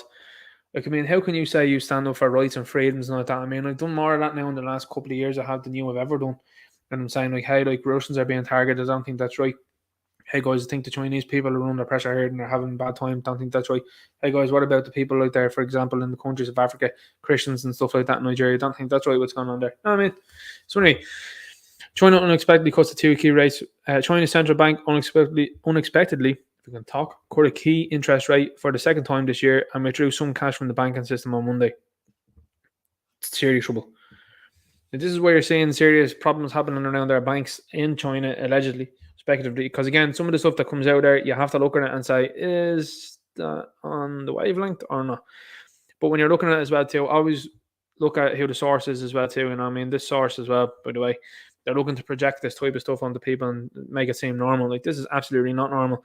And that's part and parcel of why you're looking at that article above about people not repaying mortgages. Probably got something to do with this. It's all linked. People looking on unfinished gaffes or something like that and they're saying themselves, you want me to do what? You want me to engage with this? Nah. So that's part and parcel as well too. And that's why people do these things. And that's why you're saying, like, even in Britain, they're talking about not paying energy bills there was October 1st. Because they're like, no, I'm not engaging in all this. And you need to start sorting out the energy companies. I mean, it'd be interesting to see what happens in Britain there and after that. But I think that's very interesting, and, full support to the Chinese people, because I think the Chinese people should stand up to this, and I think that they should be standing up for cash, because I think it's important that people stand up for cash. And indeed, I think the cash system is something that's very important. It's been well evidenced now at this stage that governments don't want to go cashless, I would imagine. And then the people don't want to do this either. So it's a very weird thing to go with here, but it doesn't surprise me in the country it's happening in. So full support to the Chinese people. Hope that they get this sorted out. Garda not considering transport unit at the moment. Statement follows call by National Bus and Rail Unit for unit in wake of latest assaults on public transport. So again, they're not considering it, but why not call for a security agency to be on these things? You know what I mean? That makes sense to me. On post accused of selling economic and marital information of households to private entities. Now, I'd said that before. And there you go. On post linking up with new lender Moco to offer mortgages. I was like, on post were recently accused of selling people's data, were they not? Yeah, like, you know what I mean? On post will join forces with startup lender Moco to enter the Irish mortgage market next year. Now, here's the thing. This increasing push towards on post is very odd. And this is what the banks are looking to do as well too. The banks are looking to push people more across to on post. Now, to me, there's also an ulterior thing to look at when it comes to these things. When you're saying it being pushed across to on post, why are they doing it? And I mean, there doesn't seem to be any follow up on this accusation, by the way, either. So, marital information of householders to private entities. Subsidiaries selling data revealing details and socio-economic status of the residents of an address with typical records being affluent, city single, struggling. Like, that's outrageous. Like, this GDPR thing, like, people don't think how serious that is. And, you know, putting this data out there and sending this data out that you are in serious trouble if you do attempt to do that. You are in very serious trouble. And these people just seem to think, oh, there's nothing about that. Like, that is serious issues. You know, that carries the likes of jail sentences and stuff like that, and it carries massive penalties. So, you know, breaching GDPR and privacy and all this sort of stuff, people think this is a laugh. You'll be chased on that one for sure. And not only will you be chased, but there are people that are out there that are going to get wise to this, and they are indeed going to hold people accountable that are involved in this. But they were recently accused of sending people's data, and they're linking up now with a Moco to offer mortgage. I know nothing about Moco. But if it's entering the Irish market, is it a bank that's going to come in here? Is it going to have physical premises? Is it going to have ATMs? Possibly not, because this is what they're promoting. They're promoting on post here, and which it is a physical entity, but they're promoting another entity that nobody knows much about. And then at the same time as well too, telling you that the likes of Revolut are going to come in and offer mortgages, all online transactions from what it seems. And again, from the image that's used, they don't use these images by an accident either. The likes of doing it on your laptop. You know, it's weird to me to sign up to a mortgage on a laptop and not even meet a person face to face. You know what I mean? I think that's nuts. That's just me, just old school. It's quite demoralising. Dozens queue for over an hour to view 3-bed rental in Dublin. People who attended the viewing say they faced the wait of over an hour to even get into the house. The people said there was over 100 there. So dozens. What do you mean by dozens? Like, I mean, just say over 100 people. Like, that's widely known at this stage that there was 100 odd people on the line and then 50 more people joined it. What do you mean dozens? You know what I mean? Ex-PSNI chief heads top Garda unit.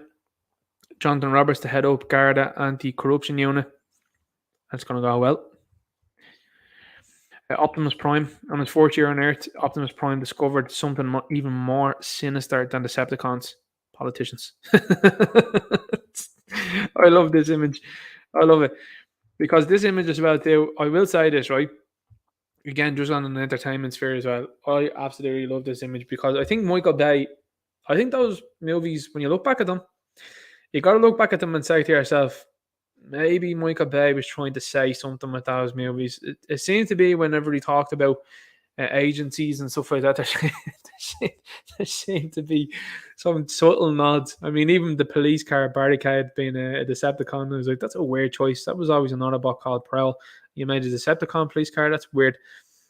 Anyway, looking at it from here, Optimus Prime tells the guys, listen guys, we're here. We want to sort out the Decepticon problem, and then when we're happy to go, we're going to go home. Like, and this fella's like, nah, get out. And Prime is like, it's not a good idea. There's still these people hanging around there.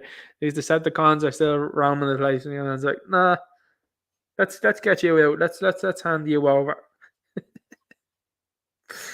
But anyway, this fella called Galloway, very good character, very well portrayed, and indeed probably one of the best villains in the series because you just did not like him. And I mean, he comes in and overrides the military. The military had been working with Optimus Prime and the Autobots, and why I'm just saying it is because they've been working with it and they do what they're doing. And this fella comes in and he's like, yeah, no, I've got a letter from the president here, and he's telling them to knock it off. Then the Decepticons run riot then around the world. So I'll do that. Going on an entertainment one as well. Ewan McGregor confirms Obi-Wan Kenobi series was originally about Luke Skywalker and Ben. During the Spotlight panel at Fan Expo Boston yesterday, Ewan McGregor confirmed that the original story for the Disney Plus Obi-Wan Kenobi series, limited series, focused on Ben and Luke Skywalker. I'm telling you a lie. I did believe when I read this, and I was like, oh my God. I was like, how did you do this? How did you stand over this? This fellow was an executive producer of this TV series. And that's why the TV series comes off wonky. Because I believe, especially with the first episode, if anyone's not seen it, spoilers as well too, I fully believe that the Reva character, I think Moses Ingram was handed a bad script. I really do think that the Reva character was more suited, particularly with how it ended the series, with her not doing anything to Luke. When it seemed like an amazing jump in feat of her finding out that Luke was Vader's son and all of this sort of stuff. Whereas if this had been a thing that she had found Kenobi and Tatooine and it had started this kind of movement across, I think that would have been a much better series. Reva, whatever it is, would have looked and came off as a much better character. And it would have made more sense towards the end as to what she did. Instead, they absolutely ruined it by swapping her in for Leia, and then they had to write a story around it that made no sense whatsoever. And again, like you take, for example, right, in that first episode, it's probably something I'll do a video on anyway. First episode, Reva and the Inquisitors land on Tatooine, and they're looking for Kenobi, right? Now, crazy to me, but they're looking for Jedi because they've heard of it. And they land on Tatooine by coincidence, of course, and Jedi's there helping out. The Jedi then finds Obi-Wan Kenobi. Out of everybody in the world, finds Kenobi. Never squeals on him as well, too, which I always say I think is very important. And that's what he does. He ends up then getting faced down by the Inquisitors, and then there's an inkling. There's another Jedi that's there in Ben Kenobi. It'd have made more sense if this woman in Reva had have passed him and felt the Force or something like that, and then followed him and seen he was watching over Luke Skywalker, and then the series takes off. Like, just insane. Insane to think that went ahead. And he was an executive producer, by the way. Like, how did he think that was a good idea? Madness. My son found another woman's in my husband's work bag. Can we get over it? Dear Deirdre, my son discovered another woman's in my husband's work bag, forcing him to finally admit he's been having an affair. I know there was something going on. So that continues on anyway. Starting them off young anyway, you know. But yeah, sad to see. Sad to see indeed. Kerry anglers banned for overzealous use of tricolour in UK competition. 2 Kerry anglers who were part of an Irish team that beat England to win the Home Nations Cup in Weymouth in July have been suspended over overzealous use of the tricolour. And I said, it's a country that flies the blue and yellow flags, which most others do. Harris boosting Garda numbers needed as demand grows. There needs to be an increase in Garda numbers as the demand on the force grow, according to Garda Commissioner Drew Harris. I mean, that's obvious. Very obvious. But why is that an article? Like, why is that been written and put out there? Spiel. You know? Gardaí begin wearing a new form on duty. Gardaí sergeants and inspectors around the country have begun to wear their new uniform. There was a great meme that was out there as well too of Colin Meaney in Star Trek. Like Star Trek uniforms. This was late, by the way. The uniforms were late on the scene. You know? And from a company as well too. Like, when you look at the company, the uniforms don't look good at all. Sure, they don't. Don't look good at all. Green Party among those opposed to 30% income tax proposal for budget. The Green Party are not good. Idea seems likely to be dropped in favour of widening tax bands and indexing them to wages. What the USC? Status Orange Met Éireann upgrades thunderstorm warning for Ireland. The warning comes into effect at 3 p.m. today. By the way, as well, too, Met Éireann are freaking out there today by telling people, hey guys, looks like the warm weather's back again. Okay, that's great. Looking forward to that. Like, wait, I mean, to understand more, look at the colours that they're using. Like, this is clearly a thing that they've been told to do. Hey guys, guess what to do? Use the likes of orange and yellow and red constantly. Like, why not use a blue? If it's going to be a lot of water that's coming down with a thunderstorm, why not use blue and light blue? You know what I mean? Make more sense. Instead, that's inducing panic amongst people. And that's, again, like I said to you before, that's the way, like, the likes of writing on YouTube videos, for example, on the thumbnail. You see them from a lot of different YouTubers. That's why most of them use yellow, myself included, because it grabs your attention. You know? Just a bit of a hint there. I'm easygoing, intelligent, and apparently good looking. Apparently good looking is a very... listen, if you're a woman, you know if you're good looking or not. Like, you know. Your inbox is getting full up. You're getting constantly complimented upon. You know, there's guys that are out there that are very forward, and they'll tell you, apparently good looking doesn't cut it. It doesn't cut the mustard there. It seems to be a bit enough. So why am I single? I look at my friends and I see the wonderful people they are with, and I think, why can't I have that? Well, first of all, you said in the article you're 30, so let's just look at it from this point of view. Most fellas are looking at it, and again, I know I'm talking about men and women, but I think it's important for people to go and look at it like this. If you're 30 years of age, God knows what you've been up to until then. And that's what most guys do. You're like, why are you 30? And then what happens as well too, and ladies, you might, agree or disagree with this one, that's fine. But when the time clock starts running down, it's like I keep putting into football terms. It's like Manchester United when they used to play, and it was like the 90-odd minute it was, and they were 1-0 down. They do everything they could to get that goal over the line, a ball over the line, I should say, for a goal and try and win the game. They would late on. They were the kings of comebacks. They were, and it was always a late stage thing that was constant. And people, even under the Ole Gunnar Solskjaer era as well too. That's what people didn't like. They were like, Manchester United should be running the show here, no problem. But they were coming back against smaller teams and winning the last couple of minutes. So you can't go on like that. You can't do that. And this scramble of it is not good. But anyway, speaking about women, that's what I'm talking about. Most women that I know that are in their 30s or approaching their 30s or indeed are 30 or 30 odd, and they haven't got a partner at that stage, it's panic. And the reason why it's panic is a lot of them are single and they haven't got a child and they're looking to settle down really quickly. And I will tell you, as a bloke, what happens there is you're then linking yourself in then with a bloke who might have a commitment thing. And, I think it's fair to say that you need to spend a couple of years with a person. Some people might disagree and say, well, look, a couple of days or months or weeks on is my thing. And look, if that's your bag, that's fine. More power to you. If it's working out, happy days. But most dudes are looking at it and going, well, I want to see how we are over a course of time before I fully commit, because, like I said earlier on, the game and the system is very much so stacked against the man at the moment when it comes to, like, say, property, when it comes to money, when it comes to all of these things. So a man needs to be absolutely sure in the current world that this is what he wants to do, because otherwise it's a very costly exercise, and it's an exercise that will last for a lifetime. So he needs to be careful. That's what's going on.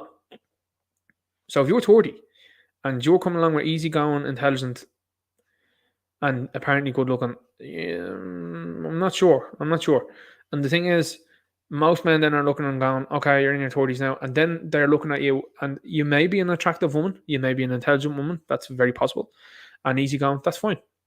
But you might have a commitment issue. And indeed, you could be overzealous. You could be someone that's overzealous and wants to commit really quickly. And boy, howdy do I know those women. I know women that are out there, friends of mine, and indeed friends of the other side of it, and want to commit really quickly. And blokes aren't into that because they're like, whoa, hang on here for a second. Anyway, that's a bit of advice on that. Man charged with murder of woman 26 in Meath. A man has appeared in court charged with the murder of a woman in County Meath. Just harrowing stuff. Absolutely shocking to be happening as well too. And again, you've got a system at hand, and oddly enough, I didn't see much chatter about this online. Didn't seem to be a lot of talk about this. I find it odd. A woman's lost her life here. Doesn't seem to be much talk about this at all. Like, what's the story? How come there isn't, copious amounts of articles and programs and stuff like that on this or anything like that, or vigils or nothing? Nothing. This is shocking. Absolutely shocking. Passengers on select Irish rail services can expect delays due to high temperatures. Lads, You've just read out an article that I read out and heard about it there in Germany of how efficient they are, right? And trains are having to reduce their speed due to the warm weather. Holy shit. Irish Rail says due to high rail temperatures from current weather, trains are currently limited. That's nonsense. This is nonsense. Absolute nonsense. Now, the clever thing, if you're midwestradio.ie to say here, and I don't know whether they say in the article, but maybe if the tracks, which again, let's just play devil's advocate here and let's just pretend the tracks are too warm. Let's just pretend for a second, right? Let's just pretend, right? Even though we know. But if you're going to expect this type of weather then in the future, should then you not plan then for the possibility then of magnetized trains like they do in Asia? You've got ones in Japan. You've got ones in China. They're fantastic bits of kit. You should have a look at them. You should on YouTube. Videos that are out there and insane. Bullet trains, they're called.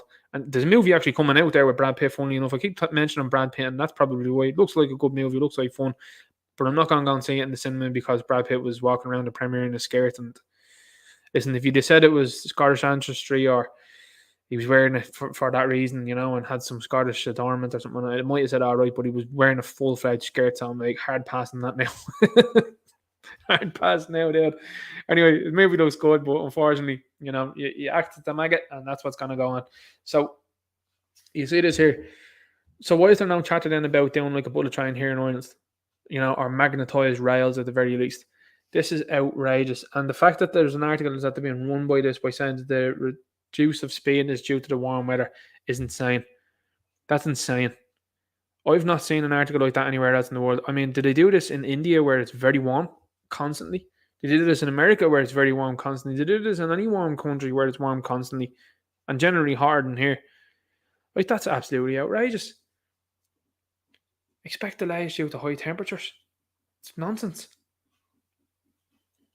And I think anybody living in the realm of reality would say the same to you. They'd be like, what? And this is where it's all coming towards. This is why they're doing like, guys, you can do 30 kilometers in the Phoenix Park. There's people that are cycling past cars there that quick. And for what reason? I don't think they've been given a valid reason as to that either, have they? Oh, well, if you drive slower, the emissions are less. Are they, though?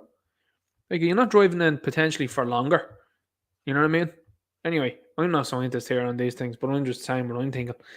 So you've got this here as well, too. And this is one of the most bizarre articles that I've ever read. And I mean, I just looked at it and just laughed at it. I was like, that's outrageous, that is. That's absolutely outrageous. And I mean, there's no talk of updating the carriages or anything like that for the likes of air conditioning or anything like that. You've got small windows as well on these things, but no aircon in them. And that's a thing we've seen there from a couple of Americans there last week, the week before. They were like, Europeans complaining about warm weather, and they were like there with an air conditioner. Yeah, you know what I mean? But you'd be told now in 5 or 6 months that air conditioners are bad for the environment or something like that. You know what I mean? Something else. Disappointed customers queue up outside Lidl due to isolated power outage. The supermarket was forced to close its doors. That's not going to be isolated for too much longer. And again, it just shows you how fragile as well too a cashless society is, because in days of old, this wouldn't have happened because it's during the day, which means there's light coming in. It's a big window. Again, I'm not a designer. I'm not a technical person here, but I'd assume that there's enough light, natural light, to get in here, and you should be able to walk around. And with a cash system, you would be able to then purchase goods. Instead, the place isn't making, and these people are all hanging around outside. You know what I mean? And that's just the fragility of a cashless society, to me. Just perfectly summed up here in this article. Around the time Towns Credit Union buys the bank, a credit union has bought a bank, and it says, this is the movement I want to see, good stuff. So these fellas just came together and said, right, the credit union's buying over the bank premises. Now, they're buying over the premises. They're not, I don't think they're expanding or anything like that too much. But it's good to see people that are going, okay, let's take this over. And again, here's the thing. If the credit union got involved in the likes of getting ATMs together, and indeed as well too, not only ATMs, I think I might retract that one and I'll say, had people behind, because again, I want to step away from the likes of machinery and stuff like that, had multiple people behind the tills, friendly, warm atmosphere coming in, the people that are behind the tills, you're chatting away to them and stuff like that, you get to know them, personal touch, good stuff. And that's what a credit union does, and I think a credit union does that very well. So this might be the way forward. And indeed, I'm not sure about credit unions if they include cards or whatever like that they do for anyone that wants to do, like, say, online shopping or whatever like that, whatever it might be. Because again, there's positives and negatives to it for sure. But like, that's a good thing. I think this is a good thing to see. And I think this is fair play to these two guys as well too. I think this is good movement. Really is. UB40 paid tribute to musical youth Frederick White Jr. UB40 are among those who have paid tribute to musical youth drummer Frederick White Jr. following his passing at the age of 55. What's absolutely bizarre, by the way, guys. I was only listening to their songs there recently, and it's a drummer in the band as well too that this has happened to, and 55 years of age, and it doesn't seem to be much about that out there. Very odd, to say the least. But yeah, isn't it weird sometimes, like, you'd be talking about or you'd be listening to a certain song or a certain actress or whatever like that. Like, I only not that I was thinking about him a lot there or anything like that, but like, I always thought to myself that like Ray Liotta was someone that should have probably been a bigger figure in Hollywood because he was an amazing actor. And I also think he should have been the Joker at some point. I think maybe even in the Ben Affleck movies, he would have been a good Joker. Or indeed should have had his own movie as a Joker, like the Joaquin Phoenix one. I would love him to see one where like it was a gangster Joker, you know what I mean? I think that would have been great one, and Ray Liotta playing him. It was always someone I would love to see him play him. But anyway, like, this guy just passed, and I was thinking about him not too long ago, and the next follow you're reading the news and like, holy shit, like Ray Liotta's gone. But 55 years of age as well too, UB40, gone. Weird. Absolutely weird. Nobody asking questions. And that's from last week then as well too. So anyway, guys, that's this week's stream, pointing out what's going on here in Ireland and indeed the larger world. What I'll be doing as well too also is I'll be dropping more videos during the week about what's going on in the entertainment. And what's very important as well is to keep going on what's going on in the entertainment. And hopefully what that's going to do, and what it has done, I've noticed as well too, in the last while, is it's grown the channel, which I'm enjoying. And I'm enjoying talking about the different things because, as I said, like, that's why I do streams like this as well too, to keep the eye on what's going on. And certain topics are just better suited towards a stream than they are in an individual video. And I think that's why if I get a topic like that I'm interested in, like the Ripaverse one as well too. Like the Ripaverse video was super easy to do because I'm like, it's 3 or 4 minutes. It's someone that I've been following for quite some time, and it's great to see him do so well. And again, it gets more people out there. There might be someone that might back him.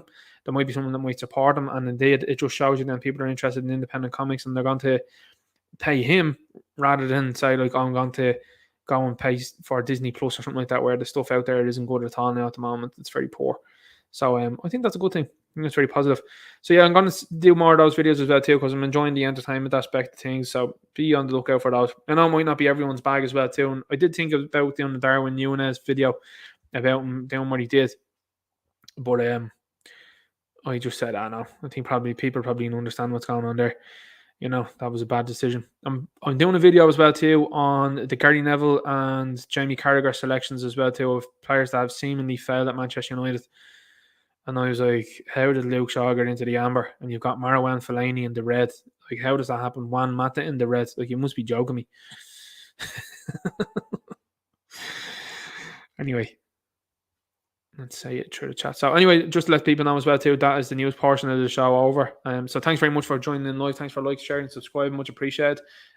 Thanks very much for that, and everyone as well too that are supporting John. Thank you. And I can only say thank you very much to them. So I'll jump into the chat now and say hello. Triple H is in 4th game Premier League. There was a fan collapsing in fans like last year. Yeah. We've got one there in the Chelsea game there last week. So that happens. The commentators, in my opinion, have probably been told. It was weird, like the commentators kind of talked about it and then they just quickly moved off it because they didn't want to talk about it then. But I would assume that they've received some sort of training or some sort of advice during the week to not talk about.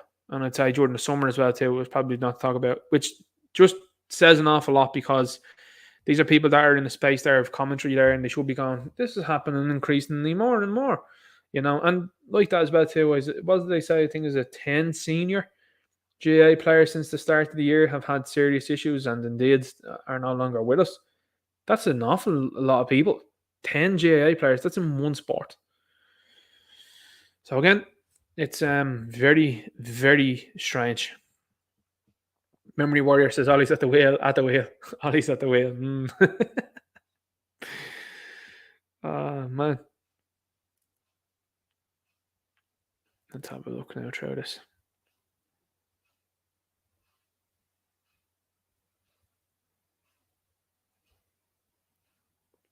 Satirical Soldier says pterodactyls about the seagulls.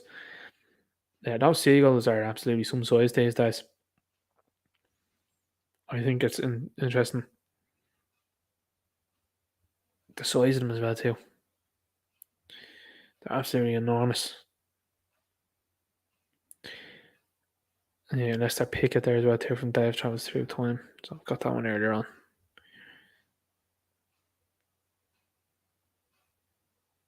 Dave Travels Through Time says, excellent analysis, Ninja. Thanks very much. Much appreciated. Sean the Soccer says, the important thing with all the men immigrating here is that they can make use of the family reunification services. Yep. Tangent says, employers are now hiring people from other lands and housing them with cheaper rent as part of the deal. The Irish reader have been screwed from all angles at Ninja. Dennis Carney says, evening all. Good to hear, Dennis. Hope all's well with you yet again. I know I said it earlier on, but hope all's good. Good to see you here in this. All good, Ninja Night. Thanks. Mum is doing well as can be. Send best wishes anyway towards Mum. Hope she's all well. Best of luck to her. Let's keep going. Yeah, that's a good point there as well too, Sean. Mac, the HSC and RT are encouraging people to take things not so good for you. I mean, what a world we live in, like, do you know what I mean? Where they're actively out there promoting that. It's so bizarre. And at the same time as well too, like I said, they don't want to promote the other stuff, you know what I mean, that seems to be helping people medically. Like, it's just bizarre to me. And again, like that, I'm not someone that partakes, not in condoning or endorsing or anything like that, but to me, you're seeing a lot of people that are talking about the benefits of it, certain elements of it for sure anyway, and they just, not interested in that whatsoever. But again, nothing surprises me after the last couple of years either. Nothing surprises me anymore. But like I said, it's like kind of like the Truman Show. Once you've seen the behind the scene, you know, and you're seeing the wall that's after being removed, you're like, right, I get it now. Let's keep going.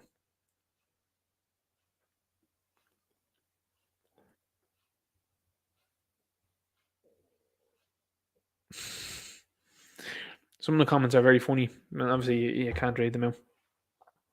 Irish Red says, Ninja Night, the Pope is going to the Ukraine next month. I thought he'd be retired by now. Derek McManus says, Autobots, robots in the skies. Sanctions Scudder says, Ninja Night, any crack with Hazel these days? Doesn't seem to be any at all. I think she's done, in my opinion, I think she's realised now the situation at hand and that the electorate aren't behind her. And I think her husband is there and he's doing his thing. And made a name for himself recently as well too with going against the government.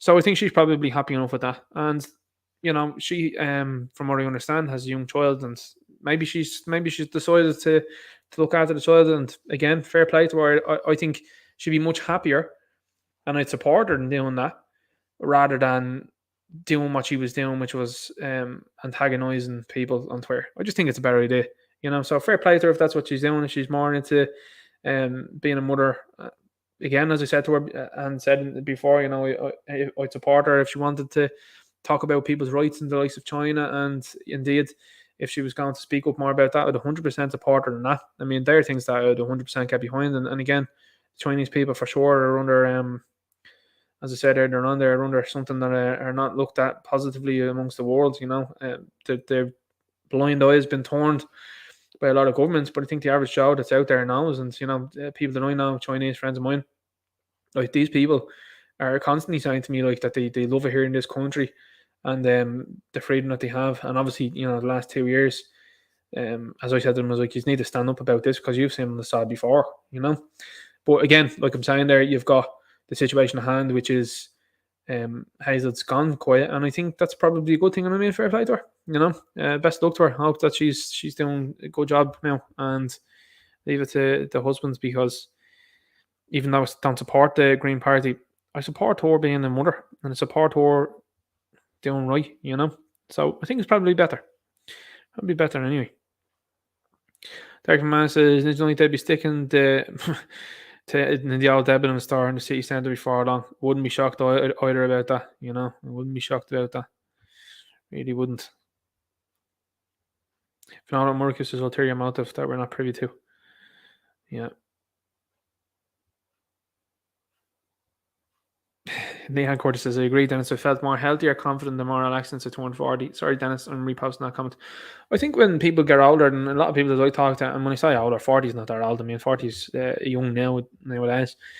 I think people are less concerned in general, and I think that kind of attitude of, you know, worrying about oneself as well too kind of goes out the window, you know. And especially as you said before, Leanne, you're a mom as well too. Like, I mean, you'd have much more thought and care and concern as well too for your own child, and I think that's probably why people get to that stage where they're like, not worrying about me anymore. It's not all about me. It's about the kids, and that's why I think it's important. I think it's very important.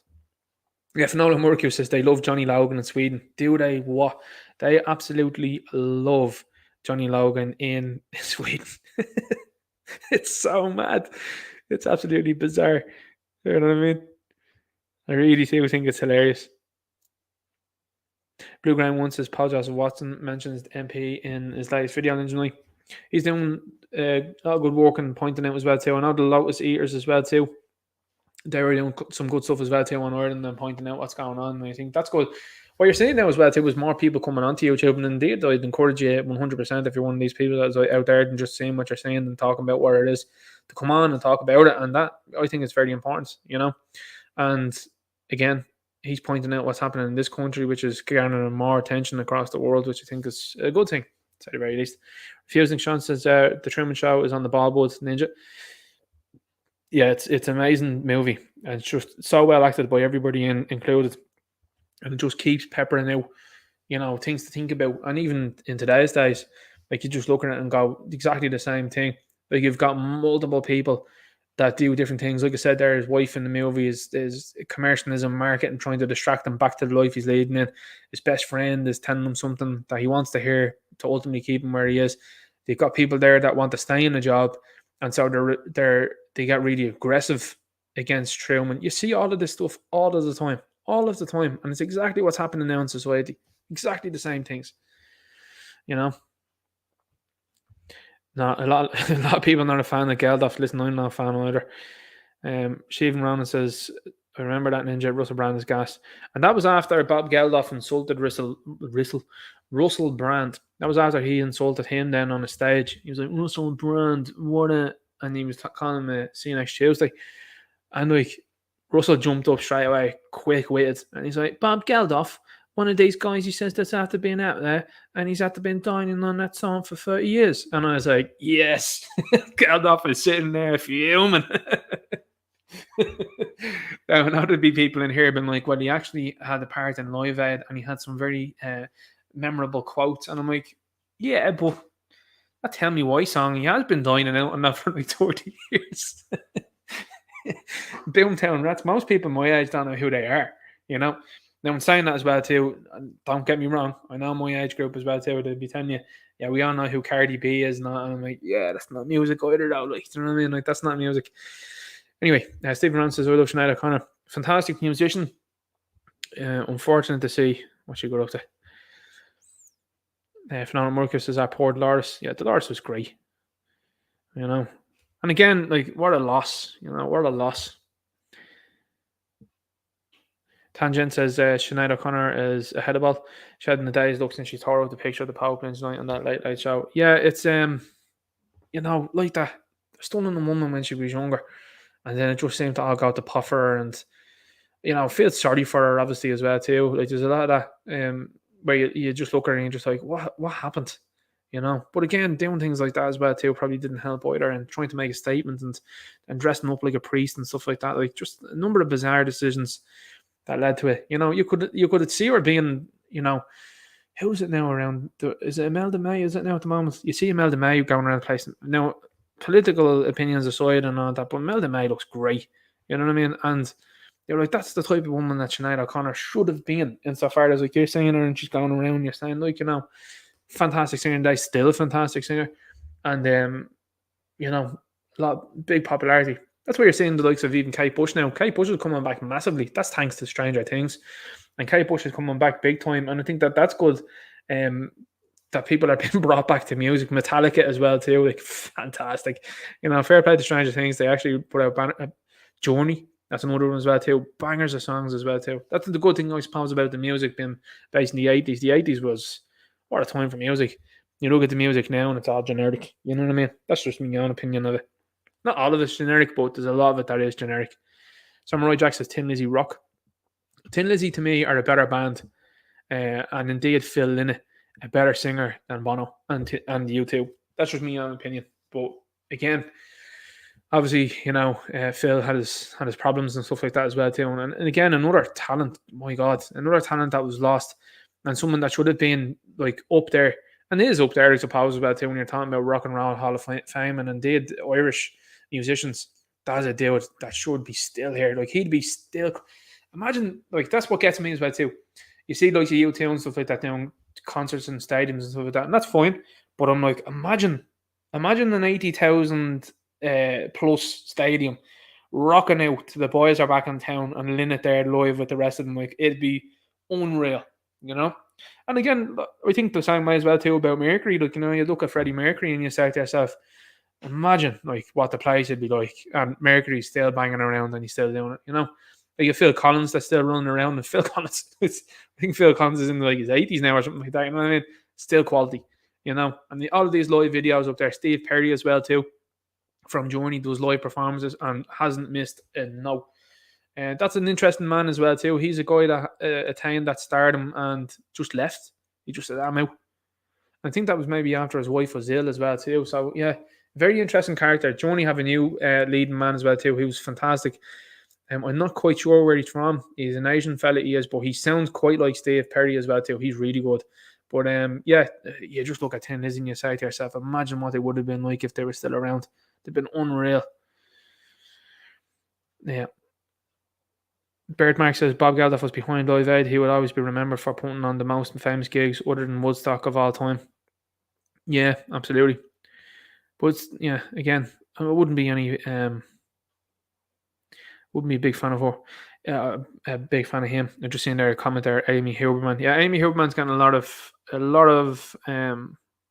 push. Irish Red says Ninja Night, Brian Downey's latest band are playing tomorrow night in the Well on Stephen's Green. Phenomenal Mercury says Mid-Yor, Bob Geldof. Mid-Yor, another fantastic singer as well too, fantastic artist. A lot of people forget about him too. He was a big part of that, and I think Mid-Yor doesn't get the credit that he should for that. Like he was a big part of that also. Geldof gets it because of the quotes, and just pick up the phone and ring in and give us the money, like that type of stuff. Whereas Mid-Yor is a little bit more relaxed, and was less so. I think less so the face of it,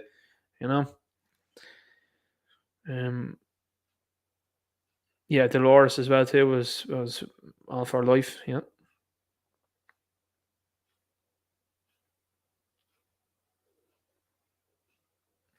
Yeah, and Curtis says Phil was a good friend of me dad and his brother Gus, Samurai Jack, great memories and photos to always cherish, fantastic talent, already missed. I mean, oh my God, like that's even what a player, like you know what I mean, what a singer, like just you just look at him and you say like what kind of collaborations would he have had over the years, like with superstars, you know what I mean? And again, it was a superstar himself. It's one of those things when you look at a talent that's gone way too soon, you know what I mean? Way too soon. Sean Max says She-Hulk were a lot of bullshit. Didn't even look at it yet. They said Daredevil's not in it yet now at the moment, so like I'm not going to look at it. I've seen It's a Gundam, another good YouTuber. I think he's absolutely hilarious. And It's a Gundam has like a picture up of him and She-Hulk on his Instagram. It's absolutely hilarious. It is. He's gone for a different tact anyway. Billy the Kid says most new movies and TV shows are unwatchable. Yeah, that's why the likes of old classics are good. Again, Billy the Kid, if you're in here and you're new, check out Yellowstone. Yellowstone's very good. 1893 is very good as well too. That's written by the same guy, Tyler Sheridan. Was it Tyler Sheridan or Tyler Sheridan? One or the other. And The Mayor of Kingstown is very good. There's Jeremy Renner's in it, and he plays the. I suppose it's a spoiler. I mean, he says in the first minute or two when he's the Mayor of Kingstown. But he meets this fella, and there's a guy, and it's like boiling now. It's really warm. This fella, he's he's the local, you know what, and he's sitting there in this big jacket, and he's like, Bunny, why are you sitting in this big jacket? And he's like, that's because I'm strapped. Yeah, man, just sitting there in the lawn chair, and he's running the show. It's absolutely hilarious, and great character as well too. But I'd recommend those three for sure. Watch the Truman Show again, I'd say. And then Stranger Things, if you can get a hold on that, Stranger Things is very good as well too. I think Stranger Things is very good. I'm really surprised with what they get into that show as well too. And very clever. Leon Curtis says, when Real Jack Phil came to Sunday dinner in Airgaff and Kilbarrack, was like the Pied Piper, gangs of kids following them around to the dart. That was bringing Phil out to see the Doves. Madness. Eric Madden says, Ninja Warrior top 10 movies, roughly speaking. Wow, that's a good one. Top 10 is a difficult one, for sure. I'll have to do a top 10 movie one, I will, maybe at some stage. I'll tell you what me top movie is Warrior. It's Tom Hardy and Joel Egerton, and Nick Nolte is in it as well too. Phenomenal movie. It's about I'll give you just a quick synopsis of it. It's about two brothers that become estranged, and they're both interested and involved in MMA. And there's a competition that comes up, and obviously you know where this is going. But the father as well too is an alcoholic and a war vet, and one son is a war vet, and the other fella then is in I can't remember what it was, but anyway, it leads to a confrontation, like a family thing, and it's just a brilliant movie. I think it's one of the best movies I've ever seen. I love it. More else than The Gentleman is a great movie, probably in and around the top 5, I'd say, maybe. I love the Transformers movies, particularly the first one. I think that's insanely good. Trying to think of something else now, just off the top of my head. There's a lot of them out there that I'd watch back and forth again, like the likes of the Batman versus Superman, Man of Steel, particularly the Batman versus Superman, the director's cut, the Ultimate Edition. Phenomenal movie. Gladiator. Oh, another movie. That's an absolute, that's a juggernaut there, that movie.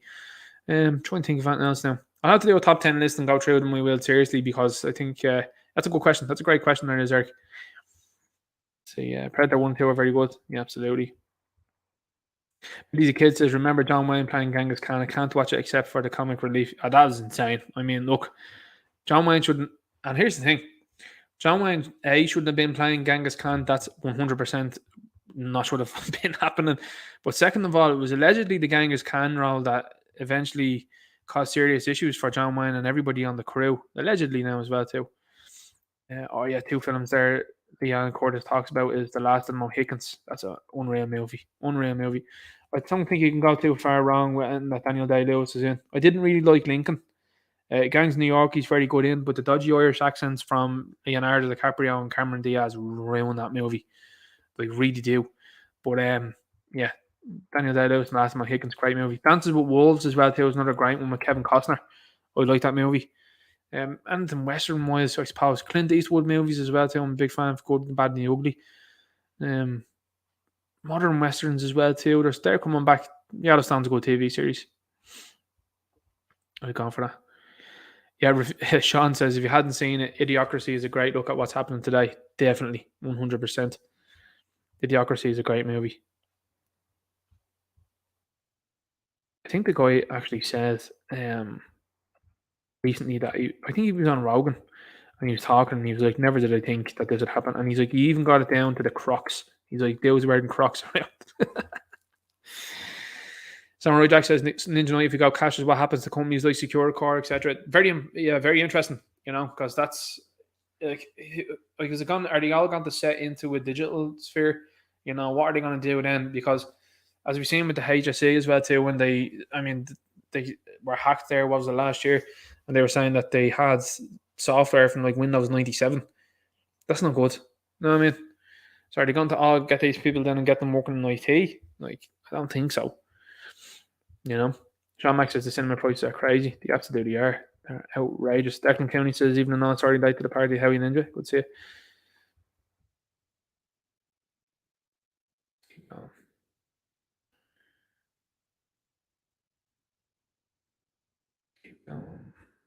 I'm trying to get through the Yacht Ninja Nights as well too, to move around.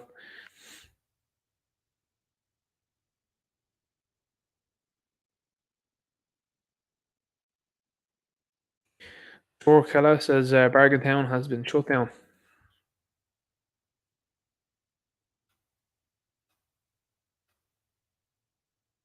Orban is a dude. Even the Catholic voice had a 2-page spreading him about his values. Yeah, it's he's definitely becoming interesting and much more of a prominent voice as well too in the world. I think Tom King says humans are like ants until that's the quote from Bug's Life is after getting out big time as well too. Kevin Spacey of all people as well too. It's the grasshopper. What? Absolutely unbelievable. If not on workouts, is a dull born in London.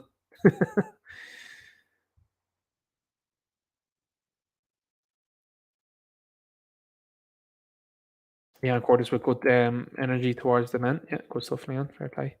Great chat again here this evening, guys. Steve Brown's to China is so scary. Yeah, it is. And I mean, I know a number of people have gone over and they're like, whoa, it's bad. Derek managed to swig of water for the working man, eh? And he's like, absolutely, it. Derek Man says, I deliberately use cash as much as possible nowadays, to be honest. I think it's the best idea. Really do. Really do. Yeah, Stephen Brown is bang on there as well, too, about the TikTok videos that we're getting out. Yeah, it's a very interesting one as well, too. It seems to be like that and like I said before as well, too, a lot of that stuff that comes out there doesn't come out there by accident, comes out for reasons, you know. Like Man says 4-2 Transformers movies are damn good fun. Absolutely. I actually like the second one, inconsistencies and all, and some of the bad jokes that are in it. I even like the character Skids and Mudflap. What I find to be bizarre is the Transformers fans on TFW really don't like that movie, and they don't like it because of the twins. And they're like, those characters are ists. And I was like, you do know that one of them is actually voiced by Reno Wilson, who is indeed himself a black man. So what are you saying about him? And again, that was the start of it all, in my belief as well too. That was what was it, early 2000s, where they were calling a black man that, like, and you're like, that makes no sense. And anyway, the characters were portrayed as rappers, and of course, as you know as well too, Eminem is a rapper, and some of the other people. I mean, here's the thing, right? People got upset about a fictional robot, right? Speaking in a specific way, but then you watch like Power. Has anyone ever seen that? Good TV series, and the one as well too that follows it up with it's called Force. The Tommy character in it. Just listen to how he speaks. And I'm like, no one's picked up on this or said anything about this guy. It's acted very well. And I mean, this is the thing. There are people like that guy out there that exist. And I mean, Eminem is proof of that. And various other people that are out there. But I'm like, it's so weird how you got up on your high horse there about a Transformer. It was a fictional character. And yet, again, it's just the inconsistency of it all is really, you know. Eric Man says Ninja is attacking masculinity by certain people. Absolutely.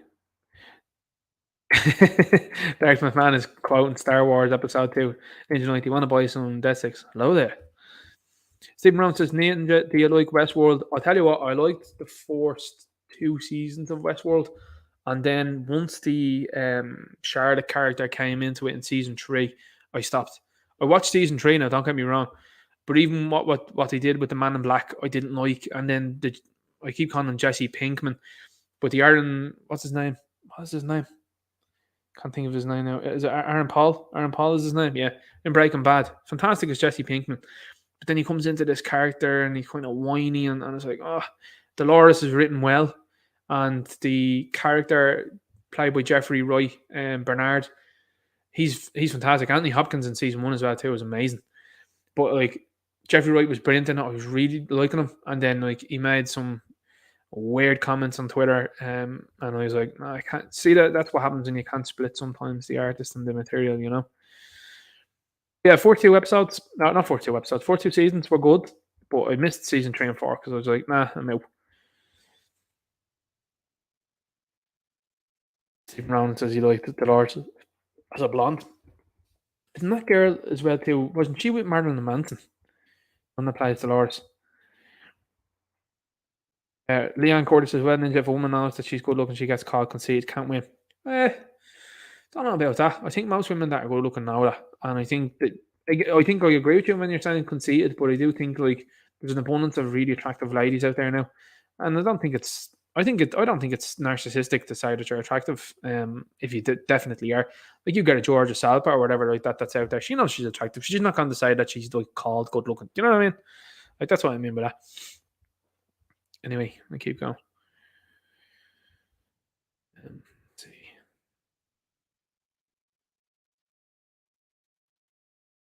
Yeah, Steve Brown says, look at the Kardashians. They changed the culture for women. They're in their 40s and look harder than they ever did before. They did, but unfortunately, as well too, what they've done is as well too is they've given very bad vibes off the people and dramatized everyday life unnecessarily, I think, as well. And all off of the fame, really, of their father. And that's to do with the OJ thing as well. So I mean, like when you look at that and you're like, again, not to say that Kim Kardashian isn't a fantastic woman, she absolutely is, but like that family's living off that. You know what I mean? Eric Mann says War in the West is a good book. Ninja, have a look at that. Yeah. Let's keep going. A couple of people hit me up about the 85-year-old as well too. I haven't gotten into that story quite so much yet, so I don't know. So I usually don't comment on something that I don't know an awful lot about. Someone out there might be like, yeah, you absolutely do. But I haven't looked enough into that before making any comments or anything like that. But it doesn't look good. That's all I can say. 55 is pretty young nowadays, so Dark Man's. Yeah, I thought so too when I seen it. I thought so too when I seen it that 55 was young. I seen it even with Liotta. Like Liotta was what 67. I know he didn't look it. Like when you looked at Liotta, you could probably be excused for saying he thought he was 80 because he obviously lived a hard life. Like, do you know what I mean? He obviously lived a good life as well too. But 67, and then like there's just no chat about him now at all. And that was the thing of went to bed and didn't wake up. It can happen, but it's odd, to say the least. Lee Hill says thanks, Ninja. Pretty much. Video paint out what happened in Tullamore. Yeah. But Tullamore, anyway, that's gonna come back at some stage. Did you not use some engine boy? He must have drank a few cans. Like man says, Ninja sounds slightly retrospective now. Yeah, they're a bit retrospective. David White says even Ninja was listening in but had me hands full. Good info on ideas. Thanks, man. Much appreciated. Sean says patriotic. Cheers, buddy. Glad I found you. Absolutely. Thanks. Much appreciated. Mr. July as well, too. Yeah, guys as well, too. Earth Day July. Check him out. Fantastic. Fantastic YouTuber. No collagen tablets, Stephen. I have no idea what they are. Leon Curtis says, great James always Ninja. Thank you and thank you on the chat. Wish you a blessed weekend. Wag Sokolasov Dave. Is that for the ice cream parlor, by the way, guys? Yeah, that's a good comment there as well, too, Dark Man. Don't be a political activist, raise your family. He'll be much more happy. Absolutely, 100%. Yeah, and that's what I'm saying to you. Like, I mean, fair play to Hazel if she's deciding to get involved with her family more power to her. Fully behind her on that one. Absolutely. Everyone says love the Truman Show. Dennis Carney says have a great weekend. Everyone keep safe and happy. Hopefully United win now on Monday night. I hope United win on Monday night now. Leon Curtis says we got an accent out in Ninja tonight. Eric Madden says Russell Brand at 20 page. Can't believe he's like. I've sensed that something was up with Russell Brand in and around the time. I think they did the fourth Pirates of the Caribbean movie, and there was talk of him being Jack Sparrow's brother, and I was like, you know what? I think that's an interesting one that he stepped away from that, and then that's when I started looking at him and started saying something going on with him, and now he's been talking about stuff. Yeah, I've seen a lot of people. There's people as well too that aren't fans of Russell, and that's fine. That's absolutely fine. But yeah, I think he's I think at the very least, like I don't agree with everything that Russell says and does. Don't agree with everything that Joe Rogan does, but that's humans. That's life, isn't it? But I have to say, like, fair play to him for keeping the finger on the pulse, and the amount of people that he's reaching with his channel about what's going on, I think is very important. Same with Rogan, and same with anyone that's out there that's doing their thing, And again, in the entertainment space, like the Nerd, Erotic, Geeks and Gamers, Ryan Cannell, Hill versus Babyface, Critical Drinker, all these guys and ladies that are out there as well too that are talking about these things. The more the merrier, and the more people that are waking up and going, okay, it's not just me, it's in everything here now. And that's why you're seeing David Zaslav at DC and Warner Brothers is just going, yeah, Backyard's gone. Flash looks like it's gone, which it should, in my view. And that's why you're seeing a very big response then from the likes of Kevin Smith and what's her name then as well too, the lady that plays Gamora. have her name at the top of my tongue there. I do. She was in one of the Pirates of the Caribbean movies. She was in the first one, I think she was. Zoe Saldana, that's her name. Another attractive lady. That just doesn't seem to be used an awful lot in different movies. Kind of odd. But anyway, these people all coming out and screeching at Discovery because they know that the game is up. The game is in trouble because of, if they're going back towards accuracy and stuff like that, these people, and she's a fantastic Gamora, don't get me wrong. These people are out there for a very specific reason, Jan Curtis, are you aware of the critical drinker on YouTube? I'd like to hear it engine like that was famous. Go away now. I think we go away now. Go away now. He says it more laughingly. You know what I mean? He's like, go away now. I can't even do a Scottish accent. I'm very poor at that. I have to get me Scottish accents up to and they have to get me Scottish accent up to sniff. Stephen Brown says Stevie Nicks is 74. Still looks great.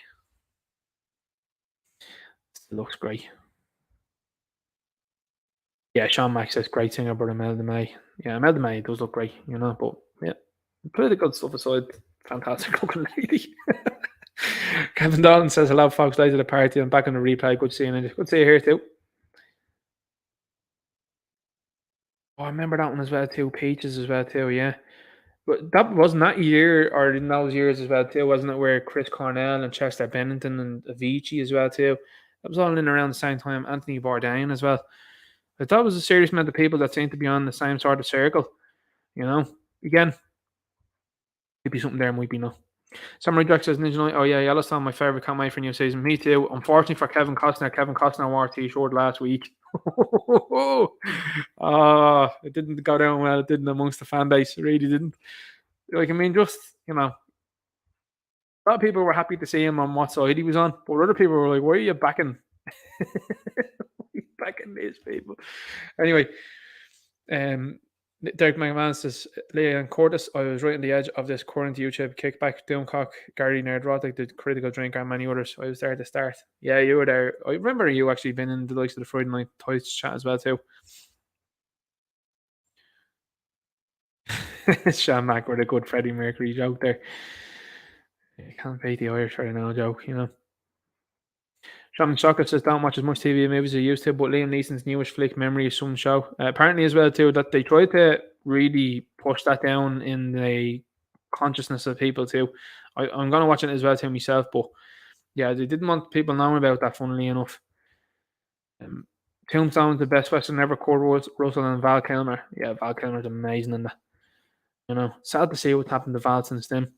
Eric Madden says Warrior is a great movie. Tom Hardy bulked up for that movie big time. Loved that movie. Yeah, I don't think he was too far off the Unbound as well too then, and he was enormous. Warrior is a great movie. Eric Madden says Ninja is about 45 minutes behind in the chat. I think I'm catching up now. I think I'm about 10 minutes behind now. The lads are talking about Genghis Khan there as well too. Aaron Paul, Lee Van Cleef, another one as well too. John says, since HSE was hacked a while ago, my email address has been bombarded with unwanted emails. Anyone else had this? Yeah, defo. Absolutely. Hibernian Wolves in here says, hello, Patriots. Stephen Lynch is on Ninja was Aaron Paul and his Torchy actor friends done the Imagine video. Yeah, that's it as well. Yeah, that was another one. It was like, oh, Dark Man, this gentleman prefers brunettes, but I won't complain about a blonde or red hair, to be honest.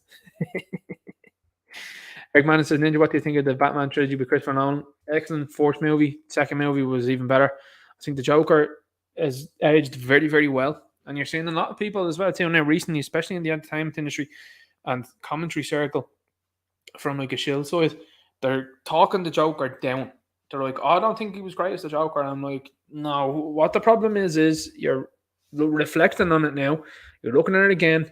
And some of the things that the Joker says is what I'd say. I'm not advocating or supporting it, but some of the things he says is very strange and very on the nose and aged quite well indeed. With the third movie I didn't like. I think the Dark Knight Rises was, I think it was a misfire. Because it included too many characters. Trying to fill in the Talia al Ghul storyline along with Catwoman was a bad idea.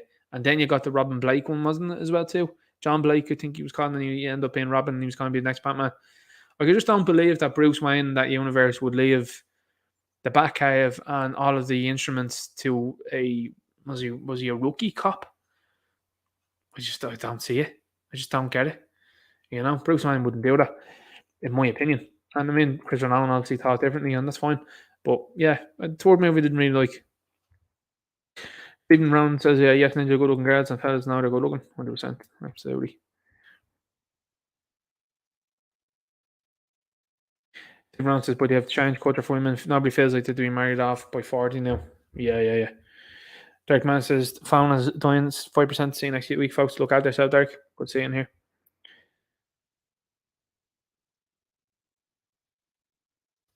He was adopted or something. I was very surprised by Ray Liotta's upbringing. He's a credit. R.I.P. Fernando America. Yeah, I didn't know that. I tell you, I must look into that one as well. What an actor.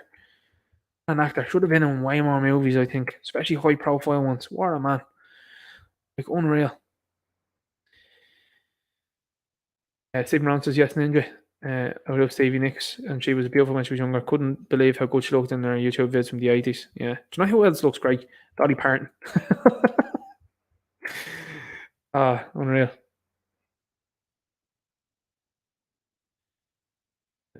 Keep going. Stephen Brown says, so my sister is a granny at 46. Lol. Wow. Mad stuff. So here goes Odysee on my 3 desert island movies: Aliens, Casino, Trading Places. 3 great movies. Casino's great as well.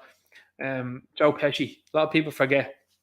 I was actually watching a thing on Lad Bible not too long ago, and there was this fella that was in the mafia, and he was asked to rate certain shows and TV series and movies and all that. And he's like, Sopranos, he's like, is totally unrealistic because he was like, if anyone found out about Tony, he was like, that wouldn't be a question, you know, it'd be over. And he says, but Casino, he said, was the best mafia thing he'd ever seen. And he says, because especially with Pesci in the office with your man, when he's in there with De Niro and the way he speaks to him, he's like, that's bang on. He says, that's 100%. And then he says, allegedly, now speculatively, he's like, Joe Pesci grew up in that life. Again, allegedly, speculatively. But yeah, that was interesting to see that. And Pesci was like, again, what an actor. And I mean, again, to me, totally underused in The Irishman, unfortunately. I know that the likes of Scorsese loves De Niro, but to me, Pesci was always the star of any show. Even in the Lethal Weapon movies, like Pesci just elevated those. Like by the time, I think, didn't he arrive in Lethal Weapon 3? And 3 and 4 were absolute bangers. Chris Rock then in the 4th one, in unreal. But like Pesci was the change in pace, I think, for that. And again, what an actor, quality actor. I would have loved to see Joe Pesci as the Penguin. He's the one actor, again, as I'm talking about, like Ray Liotta as well too. Like I would have loved to see Ray Liotta as the Joker and Pesci as the Penguin. You know, in a movie, in a Batman movie, I think it would have been fantastic, a fantastic watch. And I think maybe they were just fellas that were ahead of their time, or maybe, you know, just a bit too early, because I think maybe nowadays you would have seen, if they were younger men, you would have seen them in those roles. Same with Pacino. Like I think Pacino would have been in and around there. Pacino probably would have been a Harvey Dent. You know, I think he'd have been Two-Face, because he would have brought that energy and that, I suppose, dynamic energy for sure for Two-Face, you know. Anyway, that's just my thoughts on that one. So, Marcus, good night, Leon. Great mod. Anyway, guys, I'm going to leave it there. Thanks very much for joining me here on a Friday night. Much appreciated. You look after yourselves. Have a good weekend. I'm sure I'll be back as well too next week talking about Manchester United after playing Liverpool. Hopefully it's a good result for Manchester United. I know that the owners at the moment as well are talking about bringing Casemiro in. Looks like it's agreed and it's going to go ahead. But I think the fans aren't going to take it, and it'll be interesting to see how that goes. Supposedly people are not going to go into the ground. We'll wait and see how that happens and what goes on. But yeah, things are looking good. Everything looking good. Hope all is well with people. And look after yourself. And I'll talk to you later. Good luck.